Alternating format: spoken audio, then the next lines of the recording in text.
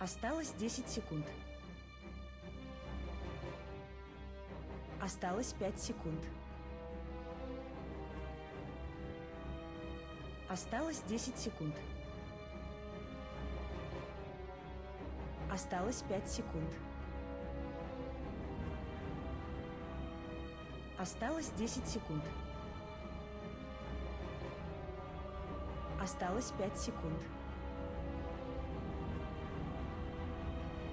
Осталось 10 секунд. Осталось 5 секунд. Осталось 10 секунд. Tundra Esports. Points away.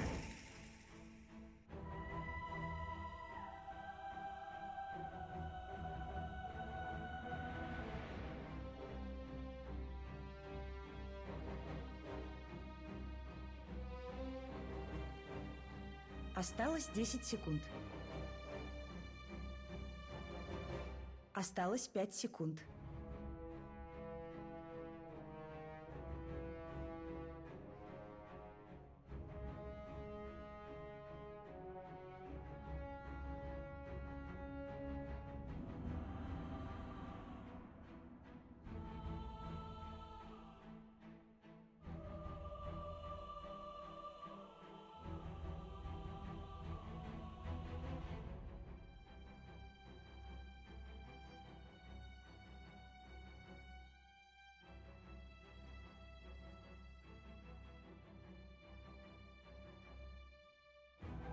Team Liquid's turn to bat. Spirit Breaker.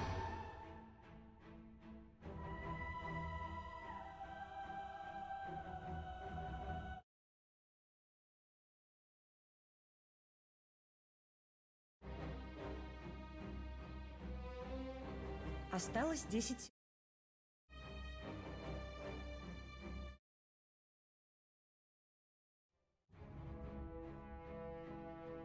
Tundra Esports.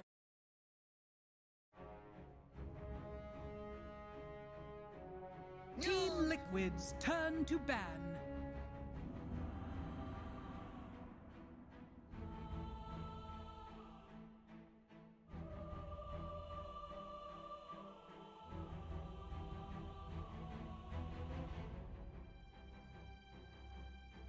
Осталось 10 секунд.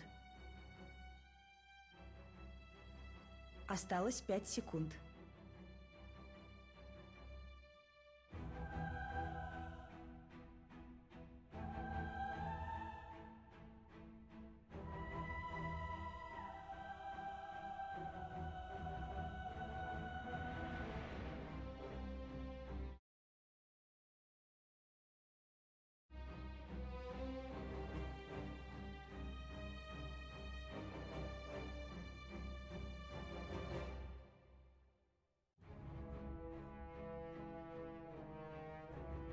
Tundra Esports turn to ban.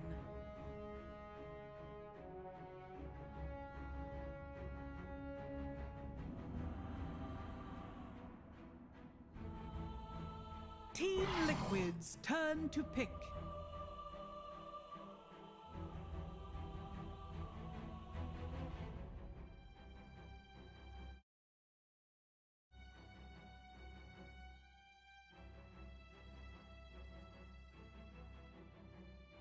Осталось 10 секунд. Осталось 5 секунд.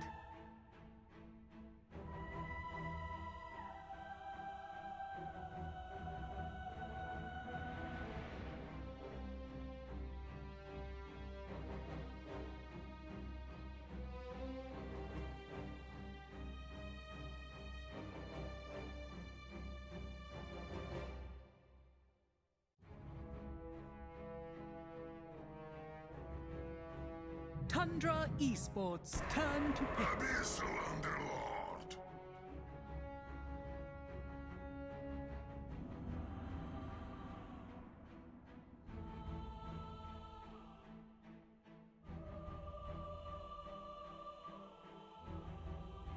Осталось 10 секунд. Осталось 5 секунд.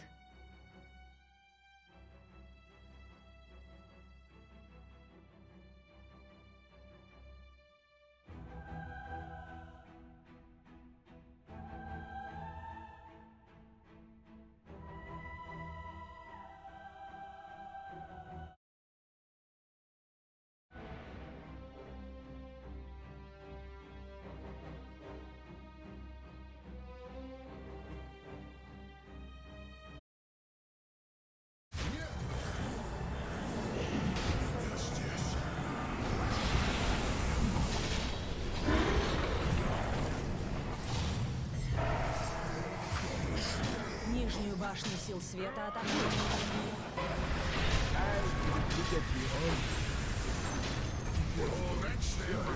Центральную башню сил света атакуют.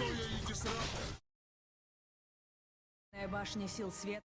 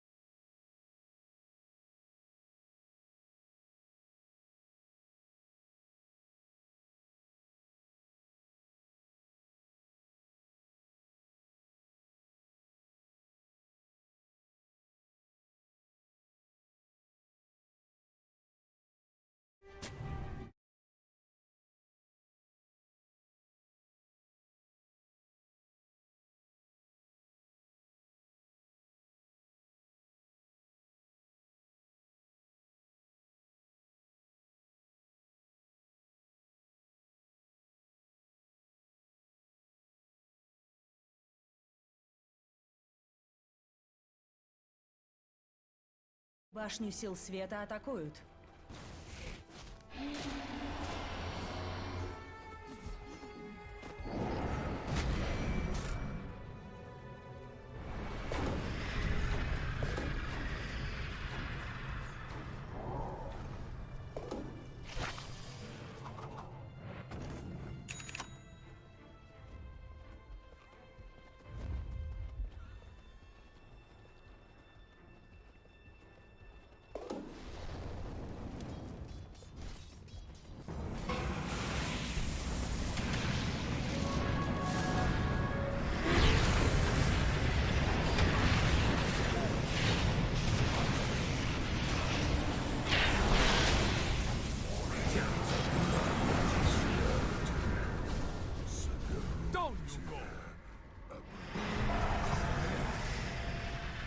Силы тьмы используют сканирование.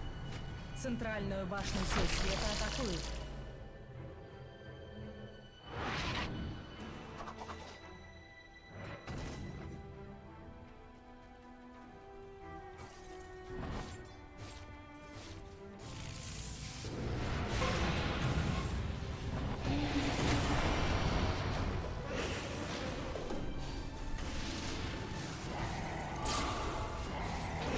Центральную башню сил света атакуют.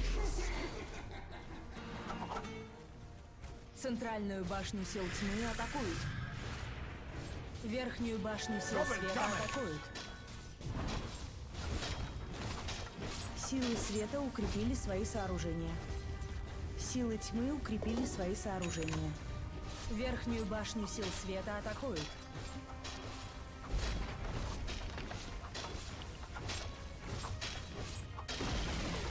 Верхняя башня сил света разрушена.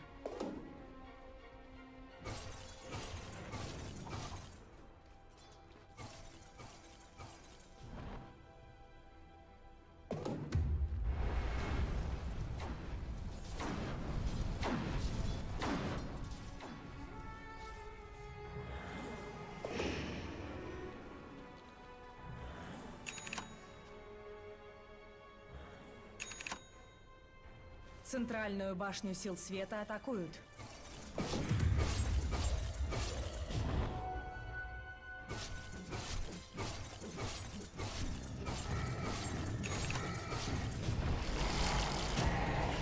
I didn't realize we had started.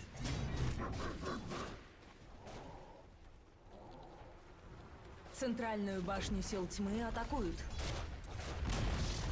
Центральная башня сил тьмы разрушена.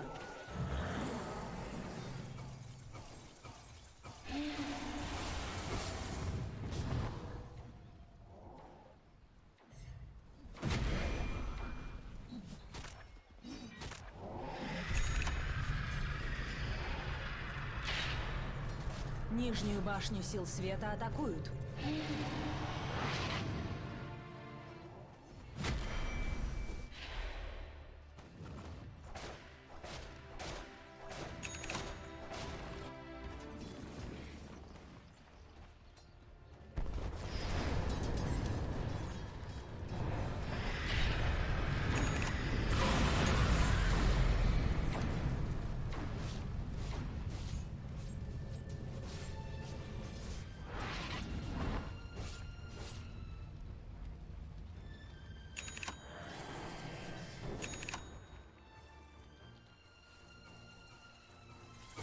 Нижнюю башню сил тьмы атакуют.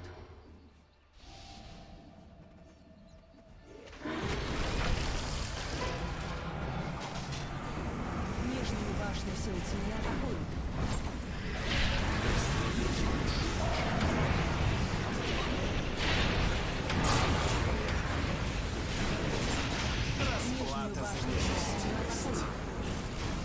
Нижнюю башню сил тьмы атакуют.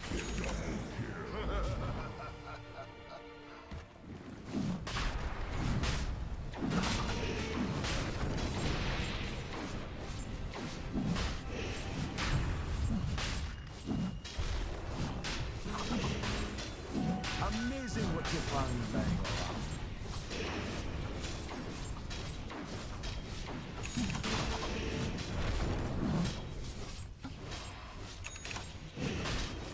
Рошан убит силами тьмы.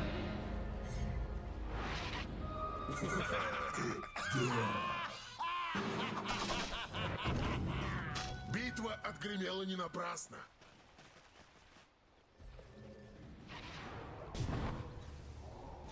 Центральную башню сил света атакуют.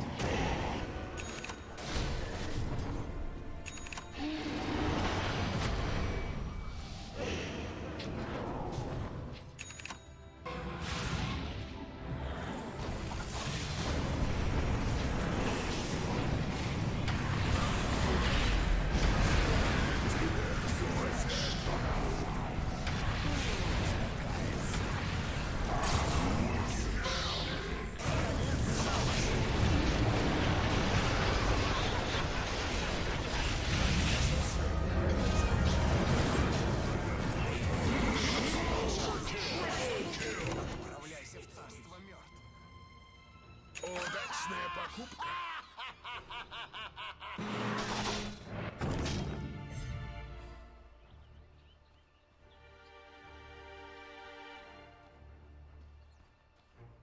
Нижнюю башню сил света атакуют. Нижняя башня сил света разрушена.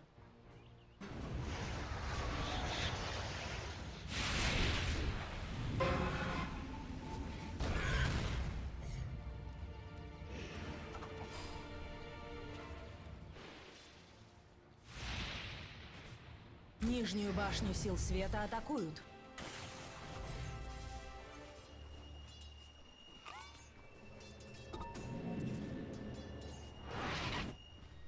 Это мое.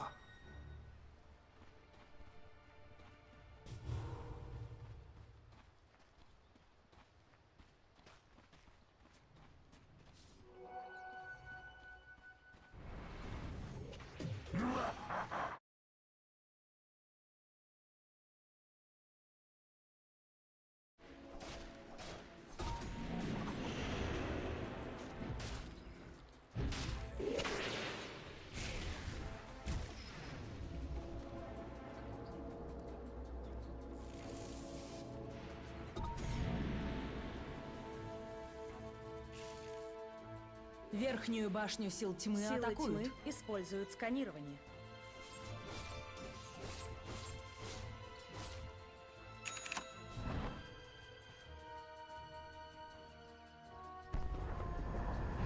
Верхняя башня сил тьмы разрушена. Нижнюю башню сил света атакуют.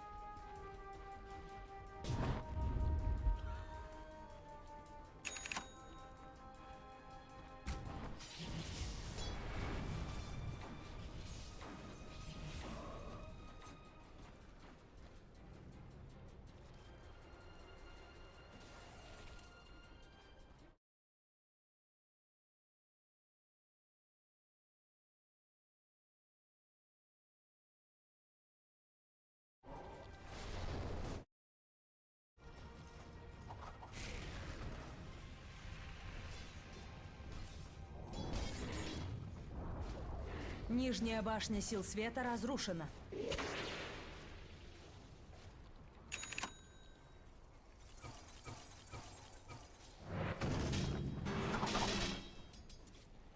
Верхнюю башню сил тьмы атакуют. Нижнюю башню сил света атакуют.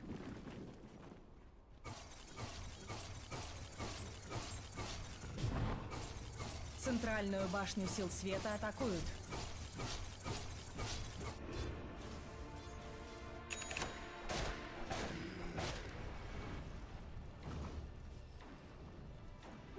I will miss my reflection.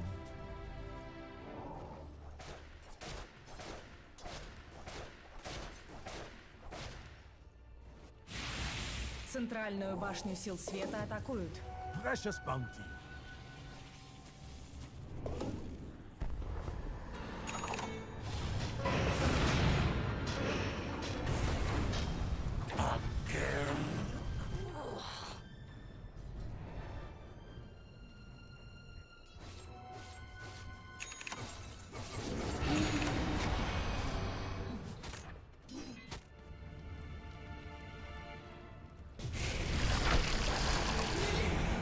Центральную башню сил света атакуют.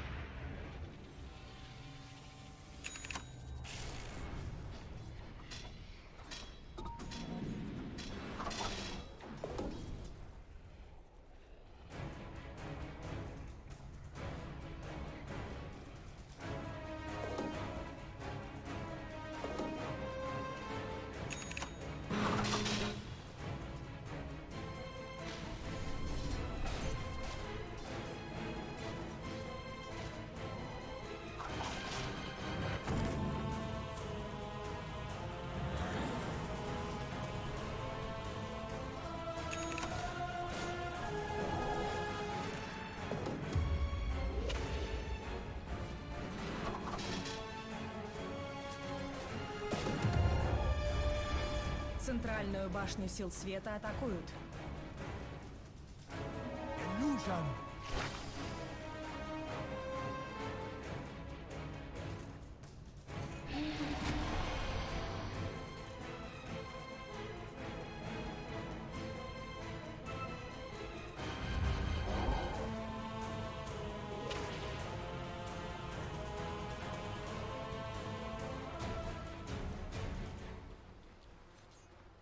Силы света используют сканирование.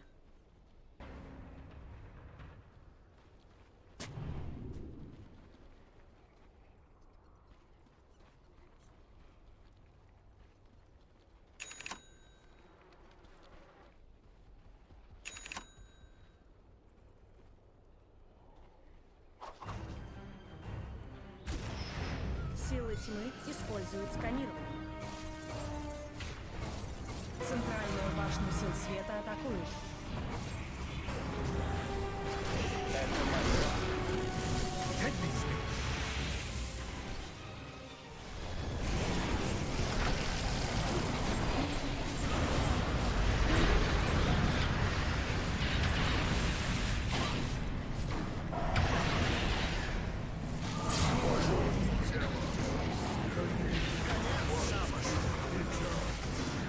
Отправляйся к мертвому богу. Магия лишила тебя души.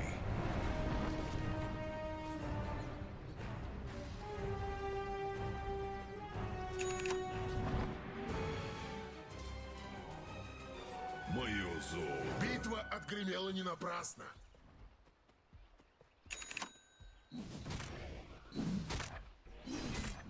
Центральную башню сил света атакуют.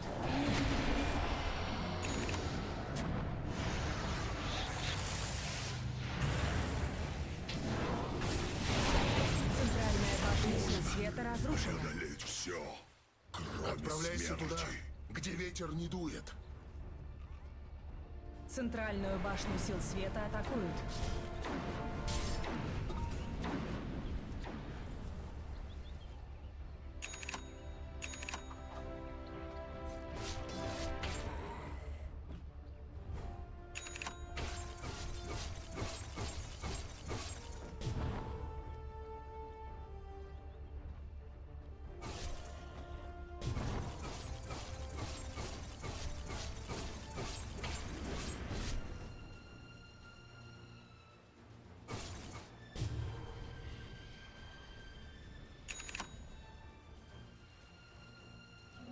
Регенерация.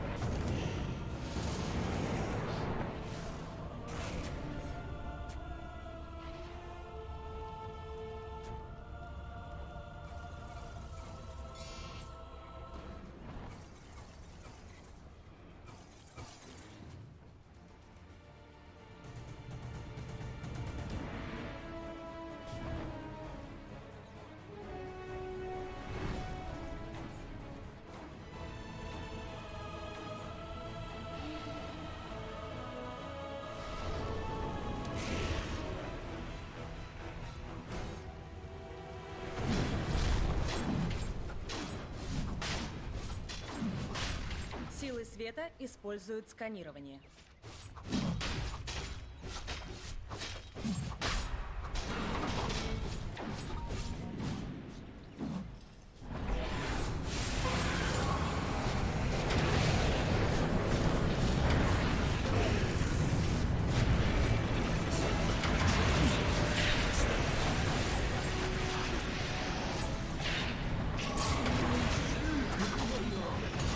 Смерть настигла тебя.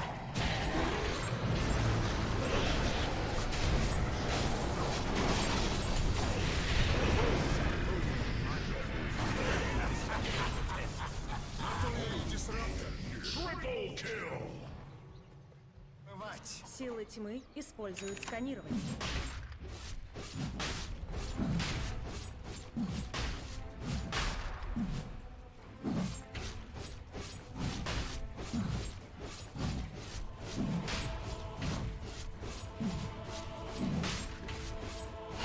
Рошан убит силами тьмы. Верхнюю башню сил света атакуют.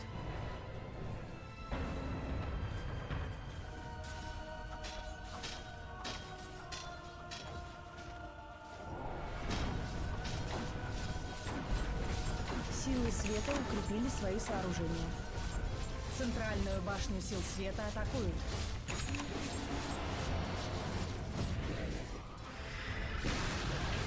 Центральная башня сил света разрушена. Центральные казармы сил света атакуют.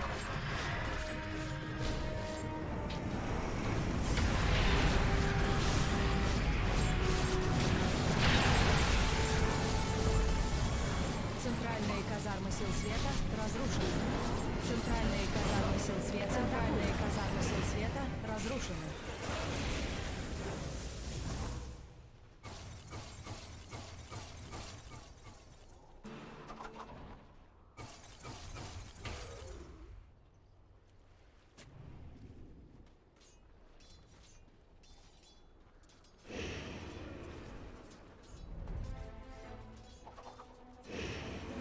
Illusion.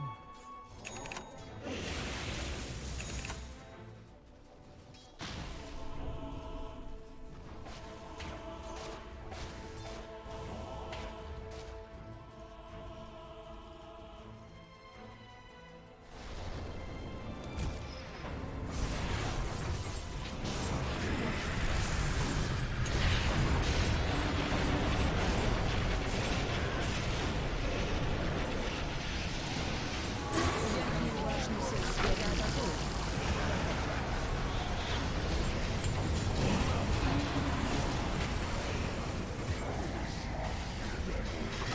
Магия ведет к погибели. Тебе это не знать. Верхнюю башню сил света атакуют.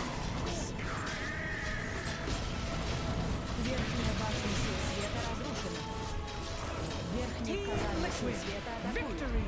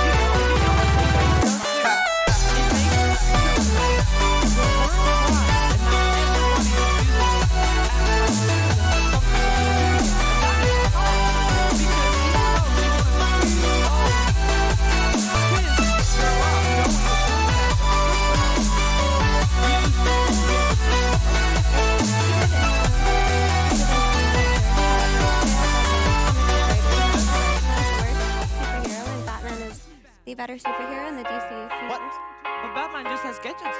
Yeah, he's cool. Yeah, but he's not a superhero. Guys. He's just a rich man with a person that By can the- create gadgets. By the time this conversation be is Superman. over, someone will draft.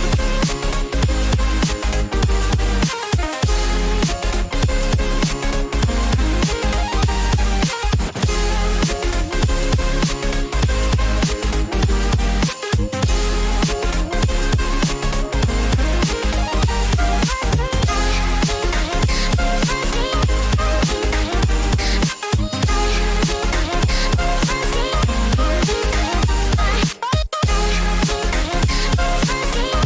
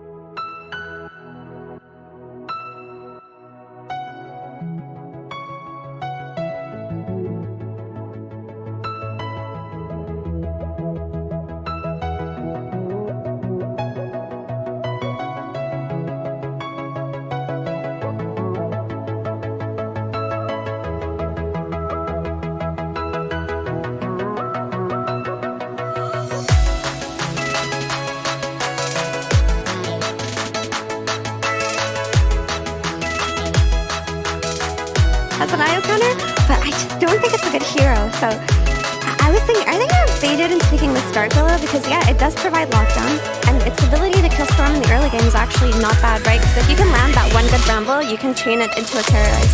But as the game progresses, this Willow is just free food. There's like the static Storm ground damage from Disruptor, there's the potential Storm initiation, and of course Anti-Mage can just counterspell her first prone. The thing I always think of when I see Willow, going off of your point, is she's a follow-up. Like, needs setup for her Bramble to usually land against these heroes like Anti-Mage and Storm. Where's that coming from? Like, I don't understand where... Hoof stomp. From the Doom? Yep. I just think that like their formula for playing fights and like taking engagements is so much simpler on Team Liquid again. You're gonna have a Storm pull into a Relo, into a Disruptor Static Storm. It's just that simple. Like that's what it's like that point and click stuns, abilities being cast on the ground to follow them up. Like I mean I guess once they get Blink Hoof Stomp on Doom, it's possible. Oh yes, Nisha. Take it off. But I'm hoping Skeeter's hero is like... The problem is you don't want to pick the carries that stun because they're all single targets. Like, apart from the one hero Jenkins suggested previous what is game. That? Jenkins? I don't remember. The Sven. No, that's single target. I'm No, saying you like got Khalif. Come on. I'm saying it can get reflected by Anti-Mage. Yeah, I get what he's saying. Oh, Most of them are not good. Oh, you mean the stun itself? Oh, of Okay. course. It's Troll Warlord. Underlord again? That's the pick for Tundra. It's Troll. I'd be down for Troll. That's the only one left. They have very little hard lockdown on Team Liquid. They have a lot of control with like the kinetic field and... Control. Control. So that's why Tundra needs to pick the Troll, so that way they have more. Yes. Control. They would. Very good. Great analysis. Keep it up. Brian, do you not feel like Liquid can just run back the Underlord as a great 9 pick to whatever carry Tundra on? Or do you like it less in this situation? I don't think Underlord was as good this game because I think Tundra's last pick is more open. They needed a lane clear last game, which was all these agility stat-based heroes. In this case, they wanted to go for auras, it looks like. They wanted to amp up their team fight because right now, I think Liquid's going to have no problem getting the fights they want, but the 5-man, they were a bit lacking with Storm Anti-Mage cores. So I think I wouldn't have necessarily predicted Enigma, but I can absolutely see like against the Undying, we're just going to get our free denies with this lane. We're going to be playing into a counter. Enigma's game is kind of like consistent across the board. Yeah, I mean, the thing about Enigma is you can't really depend on his black hole early on in this game because there are a lot of ways to cancel it. Just the Willow Terrorize is a really effective tool up until Enigma gets items, and it's really easy because their cast range is significantly good, right? You can also drop the Tombstone outside of the black hole, and it kind of takes away from that. But as the game progresses, it'll definitely be better. But then you have to also look at the Basher that's going to come out of Pango later. But I've always liked Enigma as a concept when you have these heroes that go in, like Doom and Pango, any of these frontline heroes, it kind of, the enemy team just sets themselves up for a good black hole, right? If the supports aren't the heroes who are going in first, then you're just getting priority black holes in the late game, so that's pretty cool. I like the PA. I like it too, actually. I think it's a good PA pick. It destroys Enigma in lane. It's a hero that's going to get Abyssal Blade, and you can jump and kill the Enigma to start the fight. It destroys Anti-Mage in the game. 2 shots IO, 2 shots It 2 shots Disruptor. both the supports, and really good against Anti-Mage. it's really good against Anti-Mage. The only question mark is Nisha Storm, I think, is fairly okay against the PA because the Witchblade goes through evasion. But late game, I've seen Storm Spirits get literally one-shot by PAs. It happens. You're like a little not too careful with the zips. She jumps you. You take 2,000 damage. You die before you can zip. I think bottom lane might be a serious issue for Team Liquid. I really like this PA pick because it's going to punish these position-based ranged heroes that their best play was to just deny creeps and run away from the Undying. Like, if you're pulling the lane back into you, PA is one of the best carries in the game for Undying to plop the Tombstone underneath your tower and just kill you. And then you miss like an entire wave of XP. But also what I like about this is when you have an active mid hero, ideally you want 2 side lanes to play on instead of just one, like in the last game when he could only play on a Liquid safe lane. But now he can rotate bottom, get kills, rotate top, get kills, and his team can set it up for him. I mean, Tundra's side lanes look strong, their mid lane looks solid. I'm really feeling their draft. I think they'll take this one. I'm liking it too. I think the lane's going to be a bit of an issue other than mid. I think mid's going to be good for Nisha, but then I'm concerned that like 10 to 15 minutes in, the momentum is just too much in Tundra's favor. All right, looks like the PA swayed everybody to side with Tundra for the second game of the best of 3. Will they be able to force out a new game here in this series? We're finding out. It's Odie Pixel and Fog for the game. Thank you very much, Steve. Yes, well, we've heard from the panel there, Fog. Very much pumped up about what Tundra's turned up this game too with. They've managed to kind of, switch it around in the sense they themselves grabbed that Pango. And Nisha this time not able to have that hero, which has such an explosive game 1 on.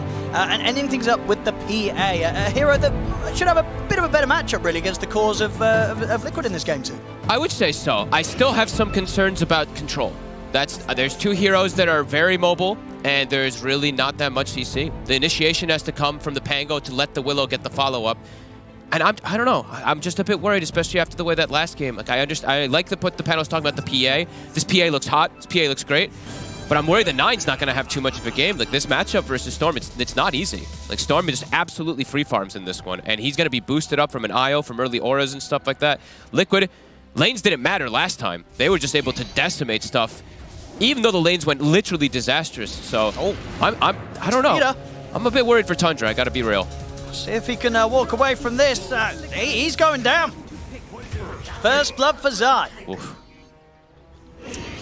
Other cool thing to point out, Liquid has had Tundra's number in their last... Yeah, how many games? I mean, if you wanted just a straight stat, the last 4 series, it was a 2-0. 2 from Liquid. The next one, 2-0 from Liquid. The one before that, a 2-0 from Liquid. The one before that, a 2-1 from Liquid. Another one, a 2-1 from Liquid. And about a year ago was when Tundra was finally able to break away and get a win versus Liquid. So that's crazy. I mean, what do you think it is about Liquid's style that Tundra struggled with? I mean, this is a bit of a different Liquid, of course, too. This is with Nisha. Yeah, so in some of those times, lineups, it was different. But I think they just, they must just have this clear understanding of how to play versus these guys. Like, Tundra can be a bit of a slower team to get off the ball, and Liquid is one of the faster-paced teams of applying pressure and dominating map. So yeah, they just always seem to have this very good matchup versus them. So sure, let's see. And what do you make of this, Aramis? One of the heroes we know that he loves to play, getting the Dark Willow this game. Where is this hero right now? Because, again, it's another one of these heroes that not a lot of people want to play right now. It's literally only Taiga, right? I think he's the actual only player that is playing it at the moment. It's good in a way versus the IO and stuff like that, like Effie was mentioning, in order to counter these relocates and stuff like that. However, when it's your main source of control, it can be a bit problematic. You need someone else who wants to ideally set you up for a Bramble, and he doesn't really have the best hero to do it. The Pango is going to be the one to do it, but this Pango is going to have a very rough lane. I'm going to be looking mostly at Skitter to be the X factor in this game for Tundra. He's going to have a remarkable game, for me at least, to be able to make sure that they can keep control of this game. Yeah. And what do you make sort of the decision to go with Zai on the Enigma? Kind of had his options open with the last pick. Selling for this hero, Skitter. He's going to take a lot of damage with this Glimpse Pack and all these Eidolons upon him. I mean, he will live, but huge amounts of harassment here from Liquid in the lane. I think it just is. It's just going to be able to get all these auras online very quickly and just deny that carry away. Because I think they're like, okay, we solved the other lanes. Mid, it's a great lane for Storm Spirit. Top, AM is going to be able to do pretty fine versus the Doom. So they're just like, okay, let's slow down their carry, build auras, and then we should just be able to win in the later stages of the game. So. Yeah, I mean, that's the thing as well. Would you imagine Mickey happier this game to go against a Doom and a Willow rather than the SD that was thrown into the combo last time? I mean, he kind of griefed himself a little bit last game, taking Mana Break level 1. But yeah, I mean, much happier. He's able to get actual last hits up here this time around. Willow can't actually touch AM in the early game by any means. But we'll see. Let's see if what ends up going down here.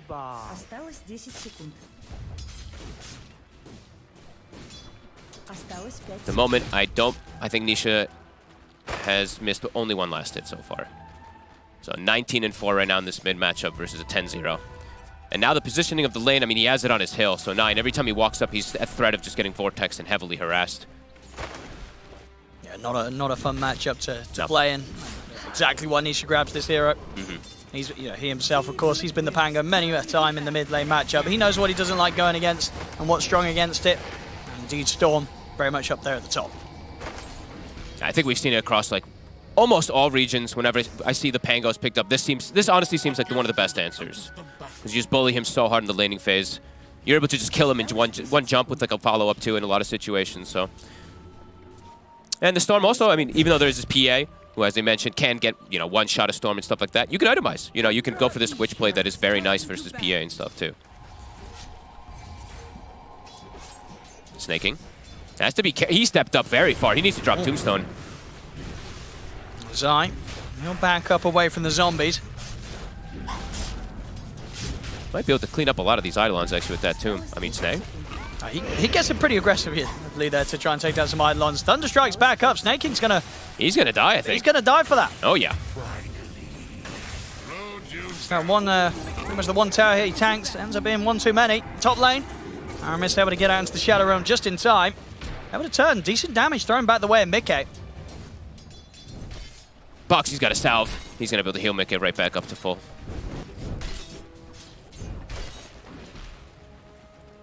Successful lanes at the moment for Liquid.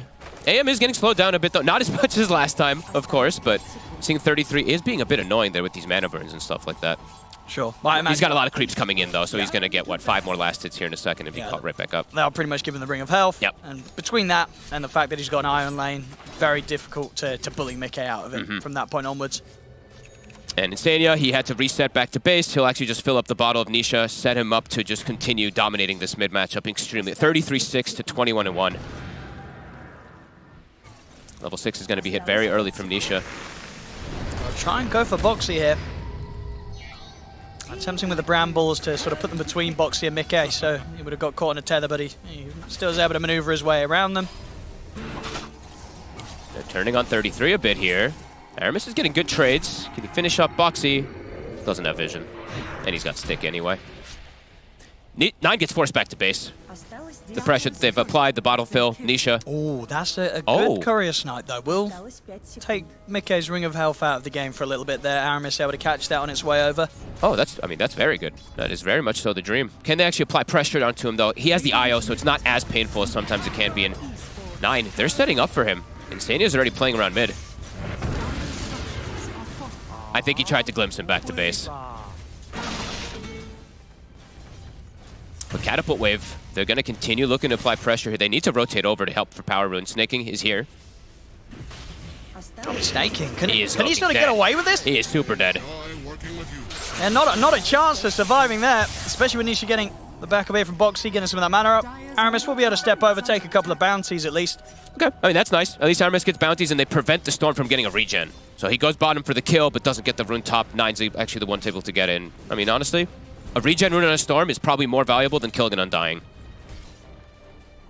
But still free farming across the board, all 3 lanes. Skeeter is getting slowed down, and they're even pressuring him.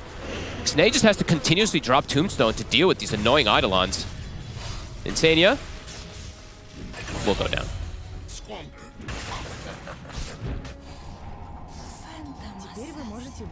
3-1. 1k lead right now.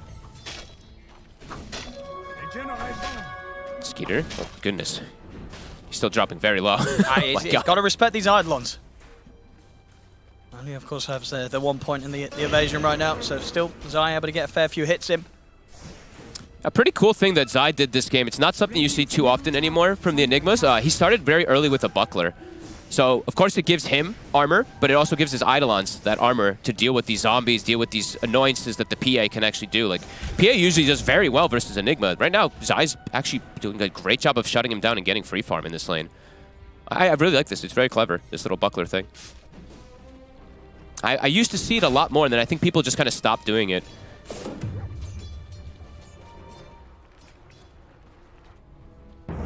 Nine. Just gets glimpsed away. Yeah. Good instant glimpse to sort of just interrupt the roll up of the Thunder. Nice. Skeeter. Nisha's walking over. I mean, ooh. We'll be able to jump up to the high ground, but Nisha has got enough mana to follow. And with the Remnant down, enough burst to take Skeeter out. Black Hole is going to catch 9 here, mid-rolling Thunder. Snakey's going to be taken down, and 9, he'll have to roll away. So, if anything, the Black Hole controlling 9 for a little bit allows Nisha to finish off a second kill. Does, of course, mean Zai still goes down. Big kill. I mean, Nisha is popping off again. He's top of the net worth, having a by fantastic quite a bit as well. start. Look at this. Over 1k lead ahead of anyone else in the game. And he's actually not even going to go for the Witchblade, it looks like right now. He's doing Falcon Blade, and then he's just going to go for his Kaya. Thinking they probably have enough answers as mid. No, it'll be okay. Yeah, Nisha, not at the moment got enough mana to go aggressive again quite yet. 33. He's got his eyes on them top, but very difficult to make a move. Mickey very safely able to hit the creeps in this lane with his constant backup of boxing. It's the same thing as last time. I mean, he's in the same matchup, so it's like they don't know if he has the counterspell point or not. So 33, he's holding skill point just in case he might see an opportunity, though, for Doom. Nine gets another stack going, so they are prepping these Ancients and stuff like that for this PA's inevitable Battle Fury. And you like this from Zai? Okay, gonna go Midas. I mean, he's gotten an excellent start already in bottom lane. I like it. I mean, Sure. yeah, he's had such a good start. I think he's like, you know what? I'm going to go for the greed this game. Yeah. Snaking is looking incredibly dead. 4 deaths already now going to be for Snake. Sai gets the kill. Quicker toward his Midas. Middle tower is under attack. Nisha now, of course, with this advantage, making his way toward bottom too. Skitter. Just be careful how he shows himself. This tower. I mean, he will show. Okay, that's a bit bold. Even stepping out as well, but The blur is so insane. Yeah, you got to get so close nowadays to be able to see him. I cannot believe he just he's got just able to walk around them. They don't know where he is. I mean, Snake comes back. Oh. Wait. Well, I mean, as soon as he comes back, he's I mean, he'll live a little longer, but at the end of the day, they'll just farm the tombstone and they'll just farm him as well. Okay, I guess he wanted to stall the push a little bit more there, but He's just giving them a whole lot more gold. he sure did. And Skitter has to TP out. That was cute, though, from Skitter. The blur is insane with the recent buff. Maybe I think 9 actually needs to farm the Ancient stack instead. I mean, it's just, yeah, he needs to. He needs to get the Fusel timing. And let's see if he does, though. It's going to definitely take quite a bit of time for Skitter to be able to make his way over there and farm it.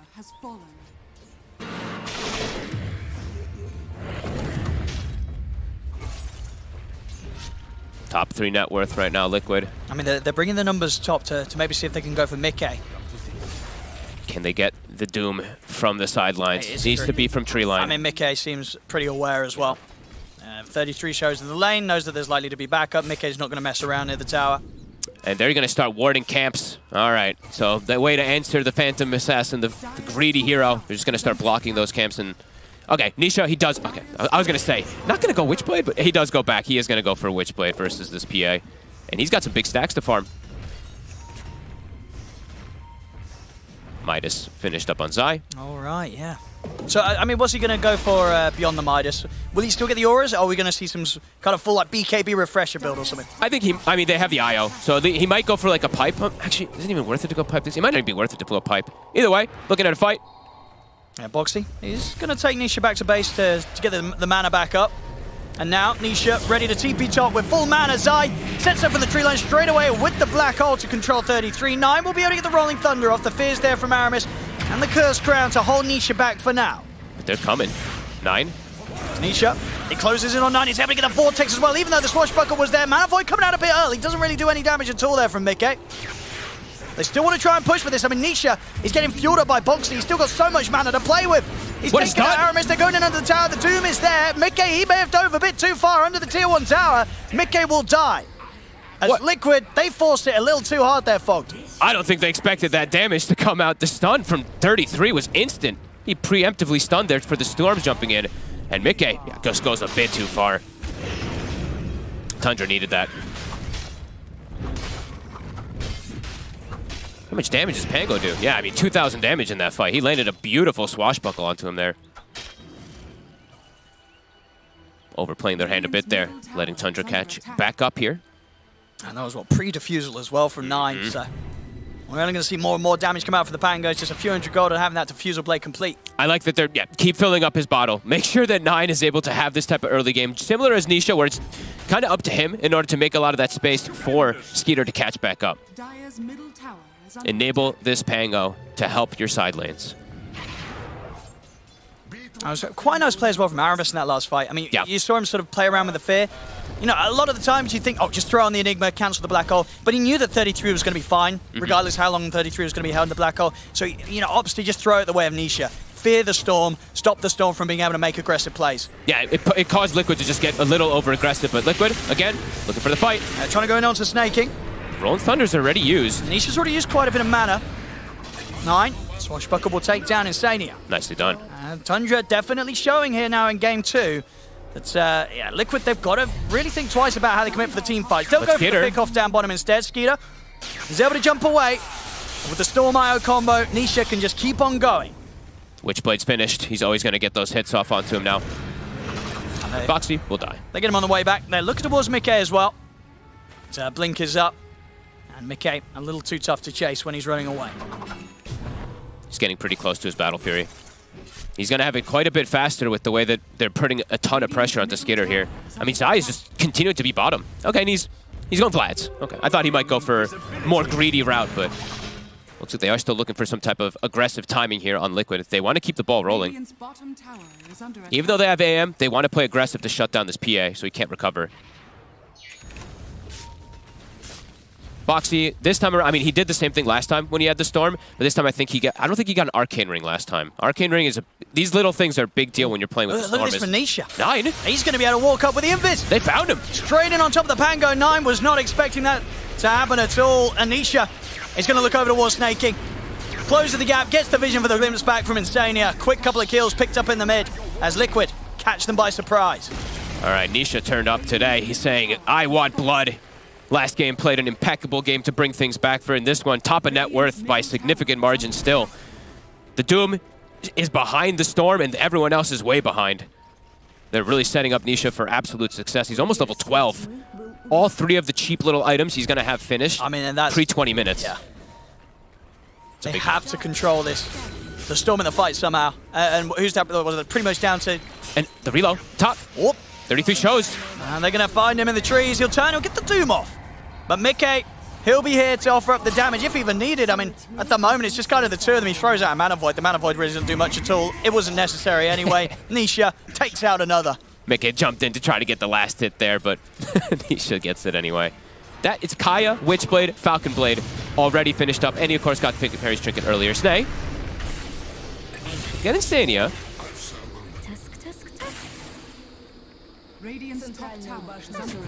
Liquid's kind of cruising. And once again, getting this lead. As we say, you know, Skeeter being on the PA, there's definitely potential for him, but needs that time, needs that space. If this game starts to speed up at the same rate that game 1 did, Skeeter's going to struggle to find the time to get online. Long step.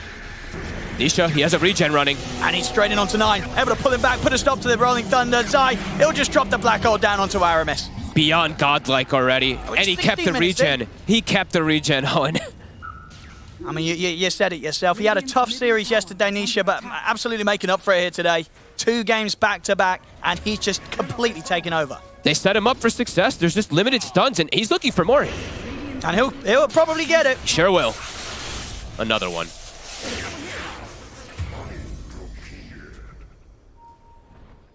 My God. 11-0-2. Nearly 10K net worth at 17. This is one of the higher net worths on a Storm. 10K at these type of moments, like 10K at 20 is usually an ideal for some of these carries. As a mid, as a Storm, this is crazy. Kaya Sanj is going to be done. So limited disables versus him already, and now he's even going to have potential more answers for like a Doom. If he gets Doom, he's going to have this big status resist. He's got the heals as well too.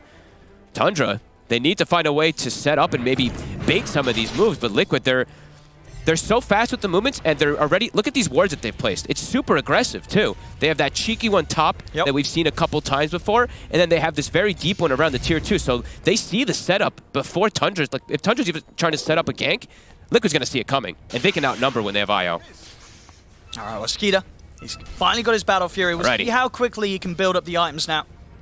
I feel like Tundra... Most of this game, like I was saying from earlier, it feels like it's going to be all on him, and he's been very slowed down. This is our moment. They're even looking to hunt for him already. Nisha, straight in. Another one. 1-8 on Snay. 12-0-2. These kills, they just don't stop from Nisha. Full control of every rune, too, when they're playing this aggressive. And look at, I mean, I think they just saw Skitter. think he popped the blur after they did see him for a quick second there, so they're hunting him. Tis mine. Radiant's middle tower Insania. is under attack. He breaks it. He gets close enough. Instant static storm leaves there no chance to jump across if there was any backup to be had.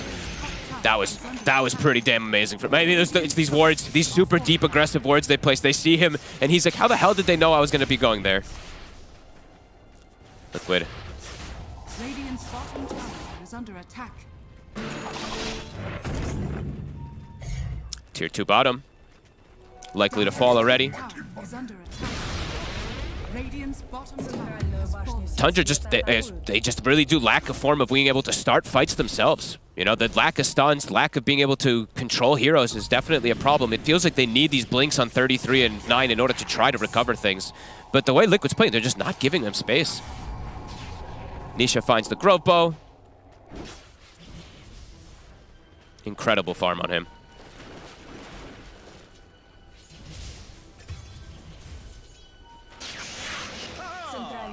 Snaking.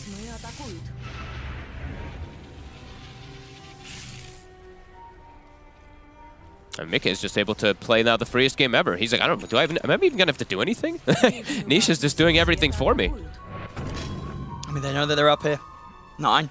He'll clear out the wave. This deep ward, the other ward I was talking about that they had around the ancient, or around the secret shop, it spots things. And Tundra, they have got their ultimates.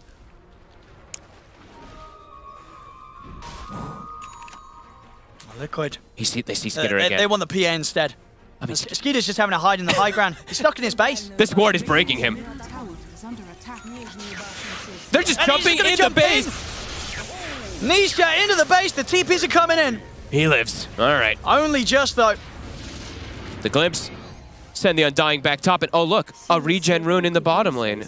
And they're actually setting up the reload snaking. Oh, they want to get snaking. You can't hide. Poor old snaking. Just getting focused time and time again by Liquid, I mean by Nisha in particular. Many a kill has been out here against the Undying by this storm. Nisha going absolutely crazy and the support's just setting him up for this. Yes, full smite. And this was happening when he was just hitting creep. He's just having that good a time. He's like, oh, this is amazing. I'm just hitting the creeps and we're winning. He's like, thanks, guys. I'm doing something. 9. He has to just reset away. And Anisha's already on the prowl again with this regen. Oh my goodness, he nearly gets the angle on 9 there. Oh, he's thinking about going down the tree line as well. He won't quite do it. Can they get Boxy? He actually maneuvers around the bramble.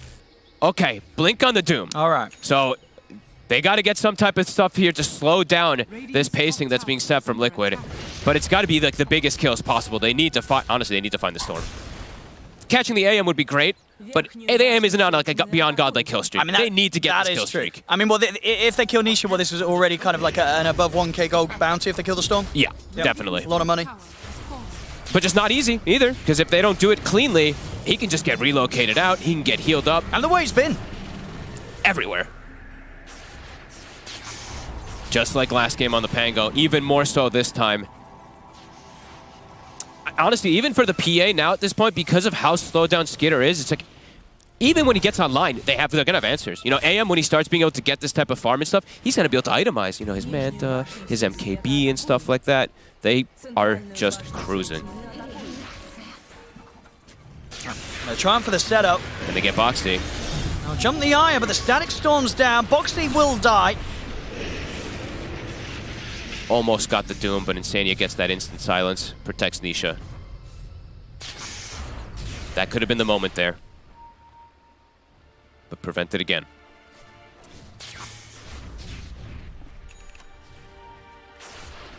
Radiant's top tower is And under they're still attack. making moves towards Nisha, but They have to catch highly him. unlikely he hangs around beyond that creep wave.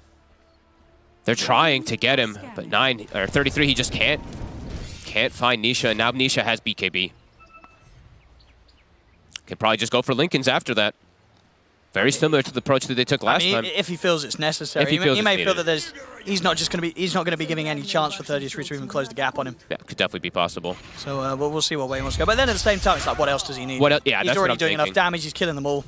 So indeed, there's the safest bet probably to pick up that Linkers. It depends if he wants to get the Linkers or he wants to get the Hex. That's exactly what I was going to say too. And That's now the Mickey, he's ready to join. He's like, I got my Manta. I can play with you guys. Alright, it's going to get held back by the Bramble. Nisha straight in with the BKB onto 9. He's able to break away with the Swashbuckle. A lot of mana used. As the BKB from Nisha used aggressively and no kill to be found with it. Okay, Tundra able to get away here. I think it was some split calls being made from Liquid there. I think this is the time. Yeah, they got to punish the no BKB. You got to go. The BKB's been used. You've got your Blink Doom. You have to try and look for this fight if you're Tundra. 9. Liquid, they're going to be aware that Tundra's going to try for this aggressive move. I mean, Tundra, they can't really do Roche right. No. The only thing they can hope for is to look for kills. I mean, it would just be a bold decision for them to just go into the Roche. They can't kill it, though. Sania will go down. Snaking does use the Tombstone, so maybe not the option to be able to go for that Roche now. They need Tomb, they need the Tomb and they need Flesh Golem for the most part to do it. Otherwise, it could just be a little bit of a risk. Pretty big of one.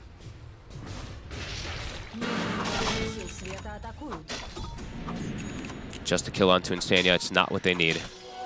Yeah, they're finding a support here and there, Tundra, but that really is it.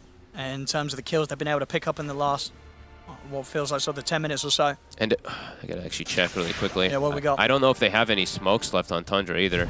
Yeah, they have none left. So using these blinks to try to catch this Storm, catch this Anti-Mage, they don't have it. And the vision that Liquid's been able to place has been excellent. Right now, Liquid is lacking vision though. They got their wards completely dewarded, except for that top one.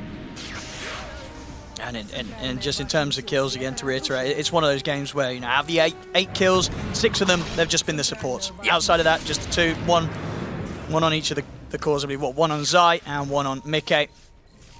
They just haven't been able to find the cores since. Liquid just too well positioned. Tundra can never break through to the cores right now.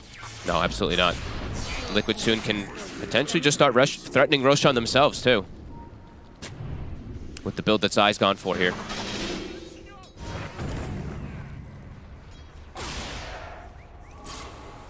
Liquid trying to reclaim this triangle here. Thinking. He's going to get caught at the start. 33's in with the jump. Will be able to lay down the Doom. They've managed to get the catch onto the Storm. Boxy trying to come in with the tether to keep him alive, but he should be going down here. There we go. They stopped the relocate. Boxy was trying to bail him out. They're going to be able to catch him as well. Double kill for 33. Mickey, he's going to jump in though. Decent mana void here to burst them low. It's enough to help him finish off 9. Let's see if he can chase any more. Of course, by the Cursed Crown Skeeter. Coming in with the BKB, but at this moment in time just doesn't really do the damage to fight Mickey. 33's trying to chase out Zai. Skeeter jumps in, but the Black Hole's up. Ooh. Zai turns, but a quick decay from Snaking will finish him off. Mickey pots the Manta to dodge the fear. He's ready to push on for more. Nisha with the tip there over to Mickey. An excellent dodge. As Mickey is able to keep fighting on, Aramis will be able to Shadow Realm TP out. They get something there, Tundra. They get the 3 of them, and of course they get the big one. They take down Nisha, but the problem is at the end of the day, it's still Mickey picking up the kills at the end of it all. I think I'm pretty sure they get the cancel from like the shield crash or something from the Rolling Thunder into the backline. I mean, look they at that stop and relocate. dodge. And then, yeah, Mickey, he goes, Nisha, thank you for the space. It's my turn now. How much money did they get for killing Nisha? It it was the supports who got the kill on him, right? was 33 who got it. It was 900. 33, so it's a lot of money for the Doom. Sure. That's going to help what 33 get towards. He's trying to get the bots online next. Okay. So, it's something. It's something. You know, which is everything really in a game. I mean, in a series where both times, Tundra, they've really struggled to get any sort of trade in these moments of the action. Can they get Nisha again? Oh, he zips away. And yeah, he's queuing up the Lincolns. Roche, it's gonna fall. And yeah, Mickey, now that he's been given all the space, he is that real carry, obviously. Level 20 on the Anti-Mage. He is very farmed. Nisha's only 16, to put in perspective. Nisha, who has 14 kills, is 4 levels behind that Anti-Mage. Being set up for success. How close is Skeeter to his next item? We're going for the Shard next? Yeah. Shard Basher. Right. It's got to be the next 2 items.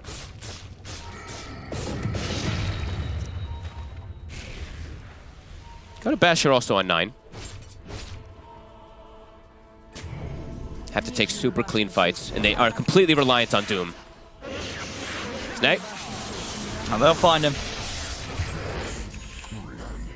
Oh, Zai. They get the jump on Zai. There's a reload coming. So if Skeeter and 33 can get away from these two, 33's going to opt for the BKB, but of course Mickey... CDC TP. 33 knows there's not really much escape to be had.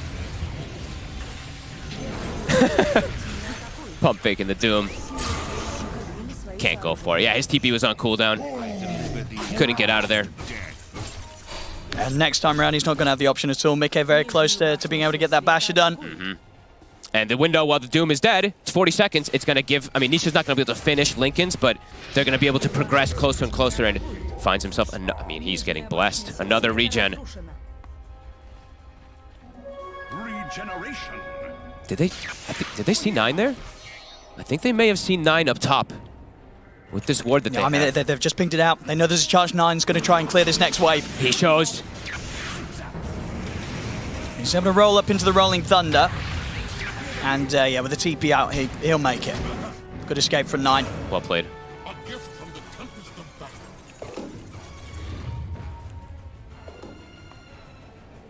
Gem now from Insania, getting grabbed. Wants to get rid of any of this vision at the moment that Tundra does have. Keep looking to control the map. Basher on Mickey, finished. Can they catch Nisha here? He's got an Aegis though. He's going to catch them. Jump forward for 33. He's able to lay down the Doom. Once again, getting the Doom down onto Nisha. I mean, that'll do it. There's nothing else really to help him out. Mickey can just watch from the side. That's the Aegis gone. Can they bring him down though? I mean, Mickey, he's already ready to jump in over to 33. Also the BKB out for 33. Skeeter jumps in aggressively on towards the anti-mage. When he's up to the high ground. More buyback. Keeps his distance. Skeeter with the remainder of his BKBs. Got to be careful. Jumps back in for Insania. But the BKB comes to an end. And he's caught in the static storm. Swashbuckle will disarm Nisha for now. But Mickey still able to hit. Throws out a Mana Void onto Skeeter. Malefish from the side. Size wrapping round. They get in on top of Skeeter with a fear. Aramis. He's able to push back both Mickey and Zai. An excellent fear from Aramis. Beautiful buyback. They might get more. They've got the Swashbuckle. Skeeter's doing it. And they've taken down Zai. They're turning this around, Tundra. They absolutely are. They've got a chance in this one, no doubt about it. Oh, Skeeter with some big crits.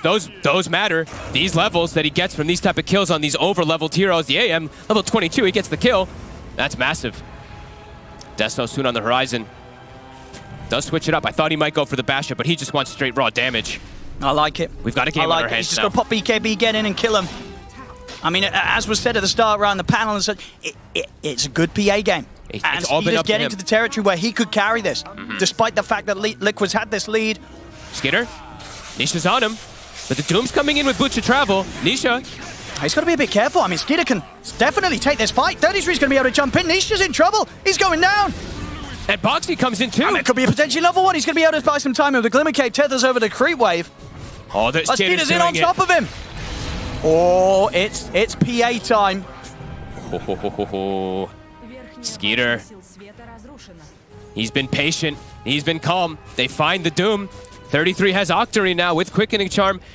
Storm's going to respawn. AM's going to respawn. Doom's pretty much back up. Oh, Snake King's going to die. Sure will. Massive opening now for Tundra. I'll see, can Skeeter do it? I mean, at the same time, I guess this game is going to... Oh, they might be able to get Mickey. They have Doom coming in. I mean, it's a good opening for 9. And indeed, 33 heads over. But what got doomed? Am I blind? I'm not sure. Wait, what? Did he doom a creep while he was dying? I think he might have doomed a creep. Oh, no. Something tanked the Doom. Oh, no. And we'll see if we get another replay. Anyway, back in action. Skeeter's able to jump over, take out Zai. Skeeter might still be able to fight this. Mickey blinks, keeps a distance before the Curse Ground kicks in. I mean, we'll have to see. Wait, what? It must have been a creep. It must have been. Must have Skeeter been now. a creep they got. Aramis. He's got the fear, but Nisha's able to dodge it. Nice Skeeter, fear. he gets the chance to get the BKB off. Indeed, Mickey's been caught, and the damage is out for Skeeter. Aramis. He's got a full basher now, Skeeter. He's getting these items. Nisha is going to try and get back in on towards them, but he's got enough to take out Skeeter. No, Skeeter's able to turn. It's another one for Skeeter, and it's going to be another one. He's doing it. Oh my goodness, this PA getting out of control. Skeeter nearly level 24. Basher wasn't even on him for all that. They didn't even have the Doom. I mean, these fears, these plays. There you go, check it out. Let's see. I mean, it had to have been a creep, right? Like, there's nothing really else. I just thought the creeps died. Was it inside of him? Oh, it was literally like my on top of him. God. Well, I mean, didn't matter, I guess. It They get didn't the big matter. kills. Oh my lord. it was just a bonus. Sometimes you want to doom the center. I mean, but yeah, that was a pretty hard one for 33 to click. It was right on top of him. And Skitter, Very difficult. he's godlike, right? I mean, he is. He was He's- 0-4. He's 9-4 now. They got to kill this PA. If they don't kill this PA, Skeeter's literally just going to kill every single one of them. 1,500 damage. Crits coming out now for Skeeter. He's nearly level 25. What a unbelievable recovery from this man. We said he needed to do the heavy lifting, the big work. Somehow he's doing it. And not only just him, have to give credit to Aramis. These two These fears back fears, to back. honestly, yeah, it's on a hero that we just don't see that much, but yeah. Beautiful. Fantastic terrorizes from Aramis each and every time.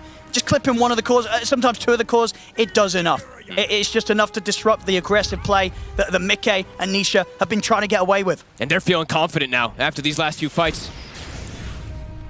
Doom, always going to be available. Hopefully not for creeps. And the Lincoln's, I mean, Nisha, it felt like he was near Lincoln's, 6-7 minutes ago. It's been completely delayed. He does have it finished now, but with the kills now that the Doom's been able to get, with the space he's getting close to Aghanims. So he's going to have answers as well. Tundra. Yeah, even if it was just the two further deaths he's had, having those back-to-back, it slowed him down. Sure did.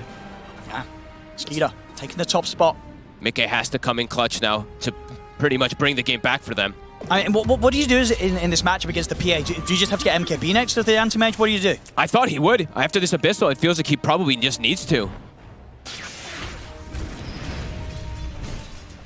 But this PA, I mean, 25 has now been achieved here from Skitter, and that's his Aghanims also finished too.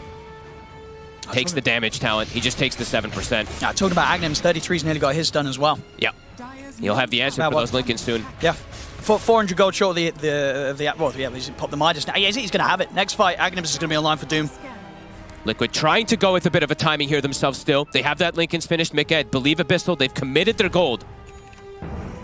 This is an ever-important fight for them in Tundra. They're ready to fight. Aghanims is done now for Doom. I mean, they are, yeah. Skeeter's so strong.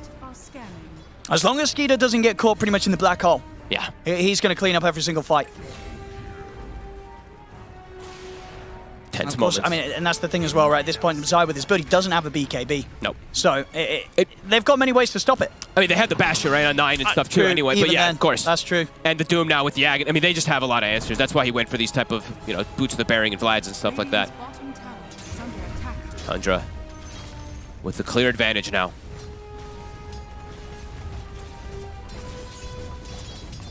Radiant's bottom tower is Skeeter's just going to melt these targets. Силы тьмы используют сканирование. What can Liquid find? Roche, 1 minute. Tundra playing very patient here around this ward.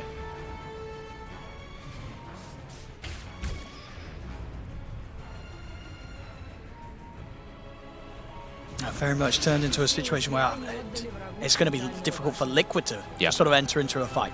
Tundra, Absolutely. They're hitting their timings, and the PA is only going to feel ever more so in their element as the minutes pass now with how much Skid has been able to pick up off the back of those last few fights. Everybody's kind of, I mean, this is dangerous positions, though, for both sides, in a way. They really, what's these buybacks looking like? I mean, they've spent a ton of gold.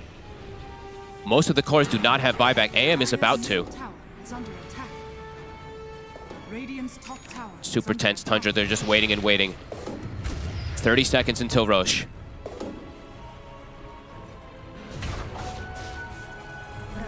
Big item for Skitter here. I was going to say, again, that Witchbane. Suddenly, Insania is not going to feel as safe as he was before with that Ghost Scepter. No, those dispels are going to be significant. Mickey has buyback. Feels like Liquid does need that, perhaps just needs that buyback in order maybe to like bait a Doom play and then go for the fight afterwards. But yeah, not easy for them. Roche, it spawned. Tundra playing super careful here around their vision. Skitter always blurred up with the Aghanims. Yeah, Liquid's going to need to have some perfect play to try and survive for a team fight against Tundra. Snay drops the tomb. Reclaiming control of that vision. Mickey is going to make the jump. They're going to jump 33 straight away. See if they can take out the Doom. They can with the Mana Void. They're taking him out. Skitter. Immediate buyback comes out from Snaking. See 9 rolling forward, but Mickey and Nisha Being able to get back out of the fight. Skeeter's in onto Insania. Ghost Scepter's there. Insania still gets burst by the decay. That's a gem. I mean, Skeeter deleted Zai instantly. They get the 2 for 2, and with the buyback the Tundra come into play, where they have got the numbers to walk back into the Roche pit if they want to. They can start forcing it. It dies fast. Take it down indeed very quickly, very safely. Nisha, he is up. Could look for a steal. They're getting vision in the area, sending the illusions. You've got to be careful for the terrorize. Aramis could time it. Buybacks coming in. I mean, they are a bit scared here, Tundra. They don't want to commit for Roshan. They'd rather look for kills first. The bash. It catches up to Mickey. Skeeter's going to jump in. They just delete the anti-mage. They'll drop the black hole onto Skeeter, but the fear's there from Aramis. Skeeter's able to get the BKB up, jumps off with the crit and the bashes. As they time it perfectly here, Skeeter. With the backup of Aramis, they just go for the kill on Mickey. Mickey pulled back for this. He's got to run. Can they get him? Chasing 9. He's in onto the high ground with a blink. Actually ends up walking into the root there, Mickey. He'll turn with the Mana Void to take out 9. Doom's respawning now, 2 seconds. Skeeter can probably jump back into the pit with this Doom respawning. I mean, Aramis is just destroying them with these terrorizers. I mean, hey, honestly, like, Skeeter may be doing heavy lifting, but he really has this man holding him up from the side. I mean, Mickey is going to go for the jump. Jumps in, but the Doom, the AoE Doom's there. They will get the kill on Roshan, but Skeeter is able to snatch the Aegis. Mickey's out for 2 minutes, no buyback. Holy crap, Tundra. It feels like they've done it now. The buyback I think they might have. This is such a long time without Mickey.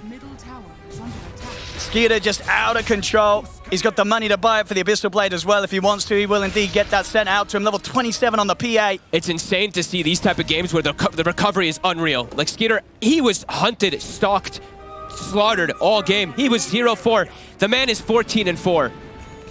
Back up from his teammates. Of course, this Willow, as we keep saying, Aramis coming in super clutch, but what an unbelievable recovery. 80 seconds, no AM. They've got full reign, full control. Full Abyssal now. He didn't even need it to two-shot the AM before. Oh, this PA's too much right now. It's far too much. Tundra, yeah, just sort of one more fight away from stealing this game, it feels like. Yep. How on earth did Liquid deal with this PA? I feel like Zai might have to like sell his Midas, get the BKB, and hope he can get the black hole and just the Doom is down or something like that, but it's just not easy. Skeeter's in. Zai might just die. A couple of crits. Zai's gone. No buyback on him. They jump forward over towards Insania. There's a buyback from Insania. vaqti will be back in 5 seconds, but still 40 seconds without Mickey, 90 seconds without Zai. Looks like they're going to respect it for a moment here. Back up, reset for a sec. Skeeter hiding in the blur. Nisha, out of mana. Well, they might jump him. See them try and go in, but the BKB's there from Nisha. And will at least persuade Tundra to not fight on any deeper under the tier 4s, but they're happy to focus the objectives. They take out the tier 3. Back doors back up. 60 seconds, no Enigma. AM in 12.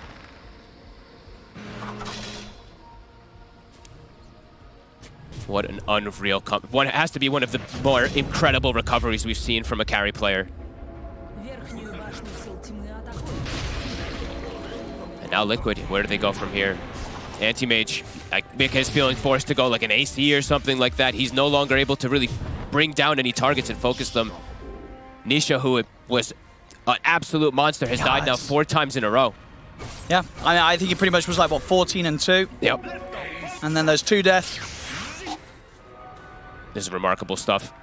Picking and choosing their battles perfectly, Tundra. 33 now. Yeah, absolute monster with the farm, too. He can just bots 2 onto his teammates.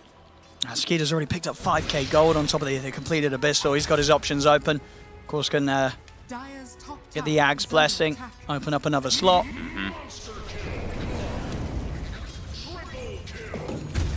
This is unreal stuff. There's the firm grasp of the game now at this point. It's so hard for Liquid to try to come back. Nisha, okay, he's going for his own mini black hole kind of play, but do they even have the damage at this point? As we've seen over and over again, Skeeter just survives and just turns and kills everybody. It's got to be like some sort of 5-man black hole into 5-man vortex. Into Mickey sort of deleting the mana of one of the higher mana heroes to get some big mana void off. And it really has to be perfect for Liquid to turn this around. And they're probably like, it has to all be hopeful that 33 it doesn't have an active Doom on himself when it all happens, because it'll all just stop instantly. He's just in. Goodbye, Boxy. Cooldown is so low. Why not? Level 25 now for the Doom. Skitter. Got his own boots of travel. Bots 2 onto him. They want to set up traps.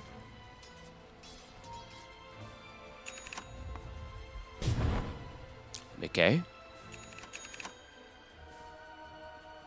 Tough for him to step out here. 33 is just constantly ninja geared on the prowl. And we see Zai. He's got the BKB done, but as you say, very much Tundra still having ways to deal with that BKB black hole. So many ways. Yep. If Nine's not in it, if the Doom's, even if the Doom's in it, he can still cancel it. Even if a dagger bash comes his way. Or a dagger crit. Yeah, just he might delete just him. die. Yeah, that's true. Not an easy game to find the black holes anymore here. Nope. Mickey almost has AC, so a little bit more way to protect himself, but still likely to die in a couple of seconds, couple hits. Yeah, it's just so much overwhelming damage from the PA.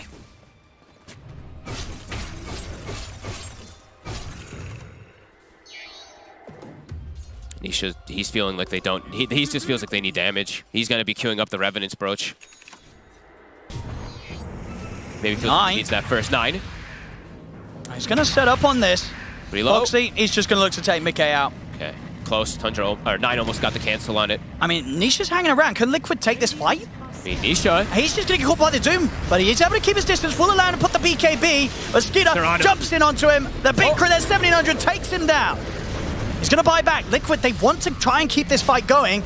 See the Doom now closing the gap in on towards Zai. Zai trying to get away desperately. The Terrorize catches Nisha as well as the Abyssal Blade. Skeeter takes him down. Zai, he'll use the Black Hole, trying to give some sort of opportunity for Mickey to pick up kills. They will get 2 of them, but Skeeter, he's cleaning up. Triple kill for him, ultra kill for him. All right, Liquid, they picked that fight. Quickly get disintegrated. Nisha doesn't get anything out of it. Dies. Skeeter, he wants the rampage. He won't get it, Mickey. Not allowing Skeeter to at least get the big team wipe up at the top. But 4 heroes dead. Onto the high ground they go. Do they want to buy back to look to end this with the Doom? Who's going to be about 10 seconds and Boxy's up.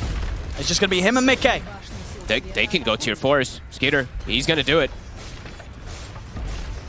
I mean, can these two do anything to slow this down? He can just die. They're going to try. They're going to jump in. So they're going to at least burn the mana.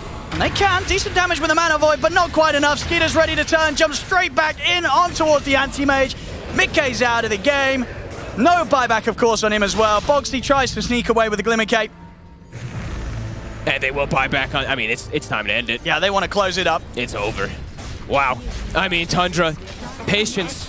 That was the name of the game. Skeeter shut down literally the whole game on a 21 kill streak now. And there it is. There it is. GG is called. Ladies and gentlemen, Tundra turning around and taking this game 2 against Liquid. 33 smiling. There we go. I was waiting for some emotion. They were just stone cold killers there. Snay as well. That was amazing. Truly a unbelievable display. Aramis making a name for himself. Fantastic stuff on this Dark Willow. He has been absolutely shining. You know, turning up here to even the previous series, right? Just his performances are standing so far with Tundra. It kind of feels like this is the best we've ever seen from Aramis. Yeah, and we're blessed, honestly. We're really blessed with the game 3 because this one, Liquid dominating the whole laning phase. Last one, Liquid, they had that amazing game, but look at the recovery. What was that? Like, it was at like a 90-something% win rate. It was up Liquid. there. I think what about that 25-minute mark, it looked like this was going to be kind of a repeat of game 1. But Skeeter says no. 21-4-12.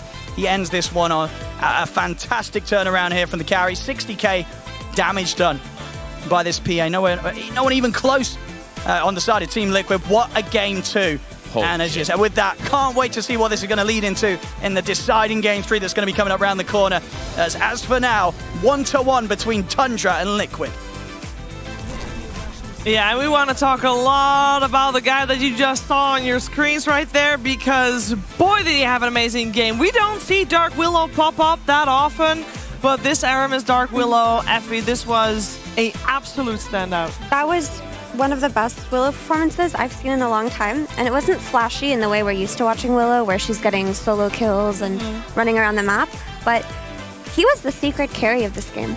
Even in the early game, when Liquid were running them over, there was this really well-placed Bramble that stopped the anti-mage from blinking in on the Black Hole Doom, and then the Terrorize on the Storm, which bought them some time on the top lane. And the whole game was full of plays like that. Well-placed Brambles, excellent Terrorizes. I mean, the game really turned because of his control. And we were thinking to ourselves, can Willow be enough control? But he proved that he was. And don't get me started on that Terrorize save when Zai got that 3-man Black Hole.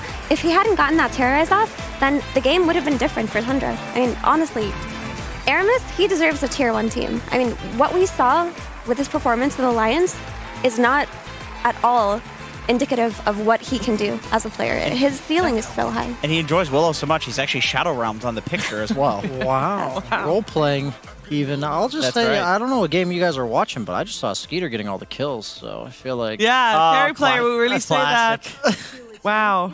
Yeah, I mean, he was pushing W, occasionally some Qs, maybe E if every 40 seconds or so. I was pretty impressed. He did press both buttons. Honestly, dude, come on. No, he did great. He did great. That is actually Skeeter's playstyle. Like, I've heard a lot of people be like, dude, Skeeter plays such brainless heroes. It's like Lifestealer, CK, PA, like these heroes that you get like 2 or 3 kills in one fight, and then you just pop off. And like the less you think about it, the better you are. That man is pure instinct. I mean, even if it's a brainless hero, I don't think he played it in a brainless way at all. He really abused the blur and the range on the blur and was doing some like sneaky maroon. That one time bottom. Yeah, that was wild. I mean, Snaking had to give his life for him. He had to TP in and die so he could get out. But still, stuff like that is really cool. And I think Skeeter's target priority was on point. He knew when to go on the anti-mage. He knew when to burst the supports. There was this one fight near Tundra's Triangle where he actually burst the Enigma as Mike burst the Undying. So they actually got the priority kill. So even though Skeeter may be pressing Q and W and whatever, he's doing a good job at picking who to press it on. It's and that's very impressive true. as well. There's like less decisions for him to make, but the ones that he does make are very important. Like if you don't burst the Enigma at the start of the fight and he gets a black hole on you, then that game goes entirely different, completely different. It's like PA snowballing, whatever. You black hole this hero, like she's gonna die no matter what. We do have to talk about the start of this game as well, though, because yes, Tundra's play was amazing before minute 25. After minute 25, because before minute 25, Team Liquid was literally, we were talking about what would happen after the series, because we thought it was going to be potentially 2-0, because Nisha was popping off on his Storm, Brian. Yeah, I think this is like the most inaccurate, correct prediction I've ever made about the winner. Because like I said Tundra was going to win, but I was like, yeah, they're going to have momentum at 15 minutes. The PA is going to shut down the Didn't that also Enigma. happen yesterday in Beast Coast versus EG for you? Yeah, it did. I mean, I don't know. These games are pretty wild with like the individual outplays these people make. Even just like the simple itemization Fogged was praising from Zai on the buckler. Like I think that bottom lane was supposed to go way worse for Liquid. And then Nisha was up by like 2 or 3K net worth mid. I thought that matchup was not as one-sided for Storm as it was there. So the way they went about it was like the PA matchup scales really well against anti-mage, but I thought PA would have to get off to a good start to get there. Yeah. I think Nisha just popped off today. Like today, his mid performances were incredible. Like one of the best days he's had in this tournament. So we didn't account for the Nisha factor from the mid lane and what it did for the game. But I think the incredibly well executed fights from Tundra are what brought them back. Their laning definitely did not go the way that we anticipated, but I mean, some of those fights were so hard to take for Tundra, and they managed to pull it off. And if they hadn't gotten that Doom kill on Storm Spirit, if that hadn't happened in the way that it did, then I feel like Tundra would have just gotten rolled over and lost the game. But they somehow made it happen, and I'm glad they did, because we're getting so bored of 2-0s, and we would have had to play charades for you guys, and you wouldn't have liked that, so... You would have! We're still going to play charades, there's still going to be more 2-0s, and it's not just charades. So let's go. Game 3. Game three. Yeah. It's already happening. It is already happening. Don't worry. She willed it into existence. I actually manifested it. It is happening, but it will take a little bit. It will be happening after this break, actually.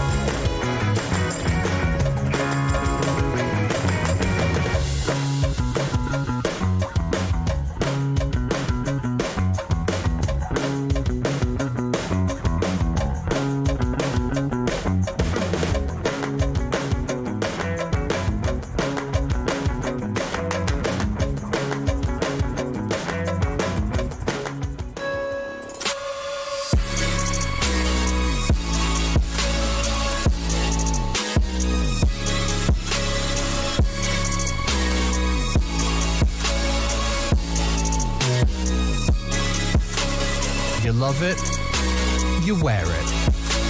What's your style? Get your merch at shop.eslgaming.com.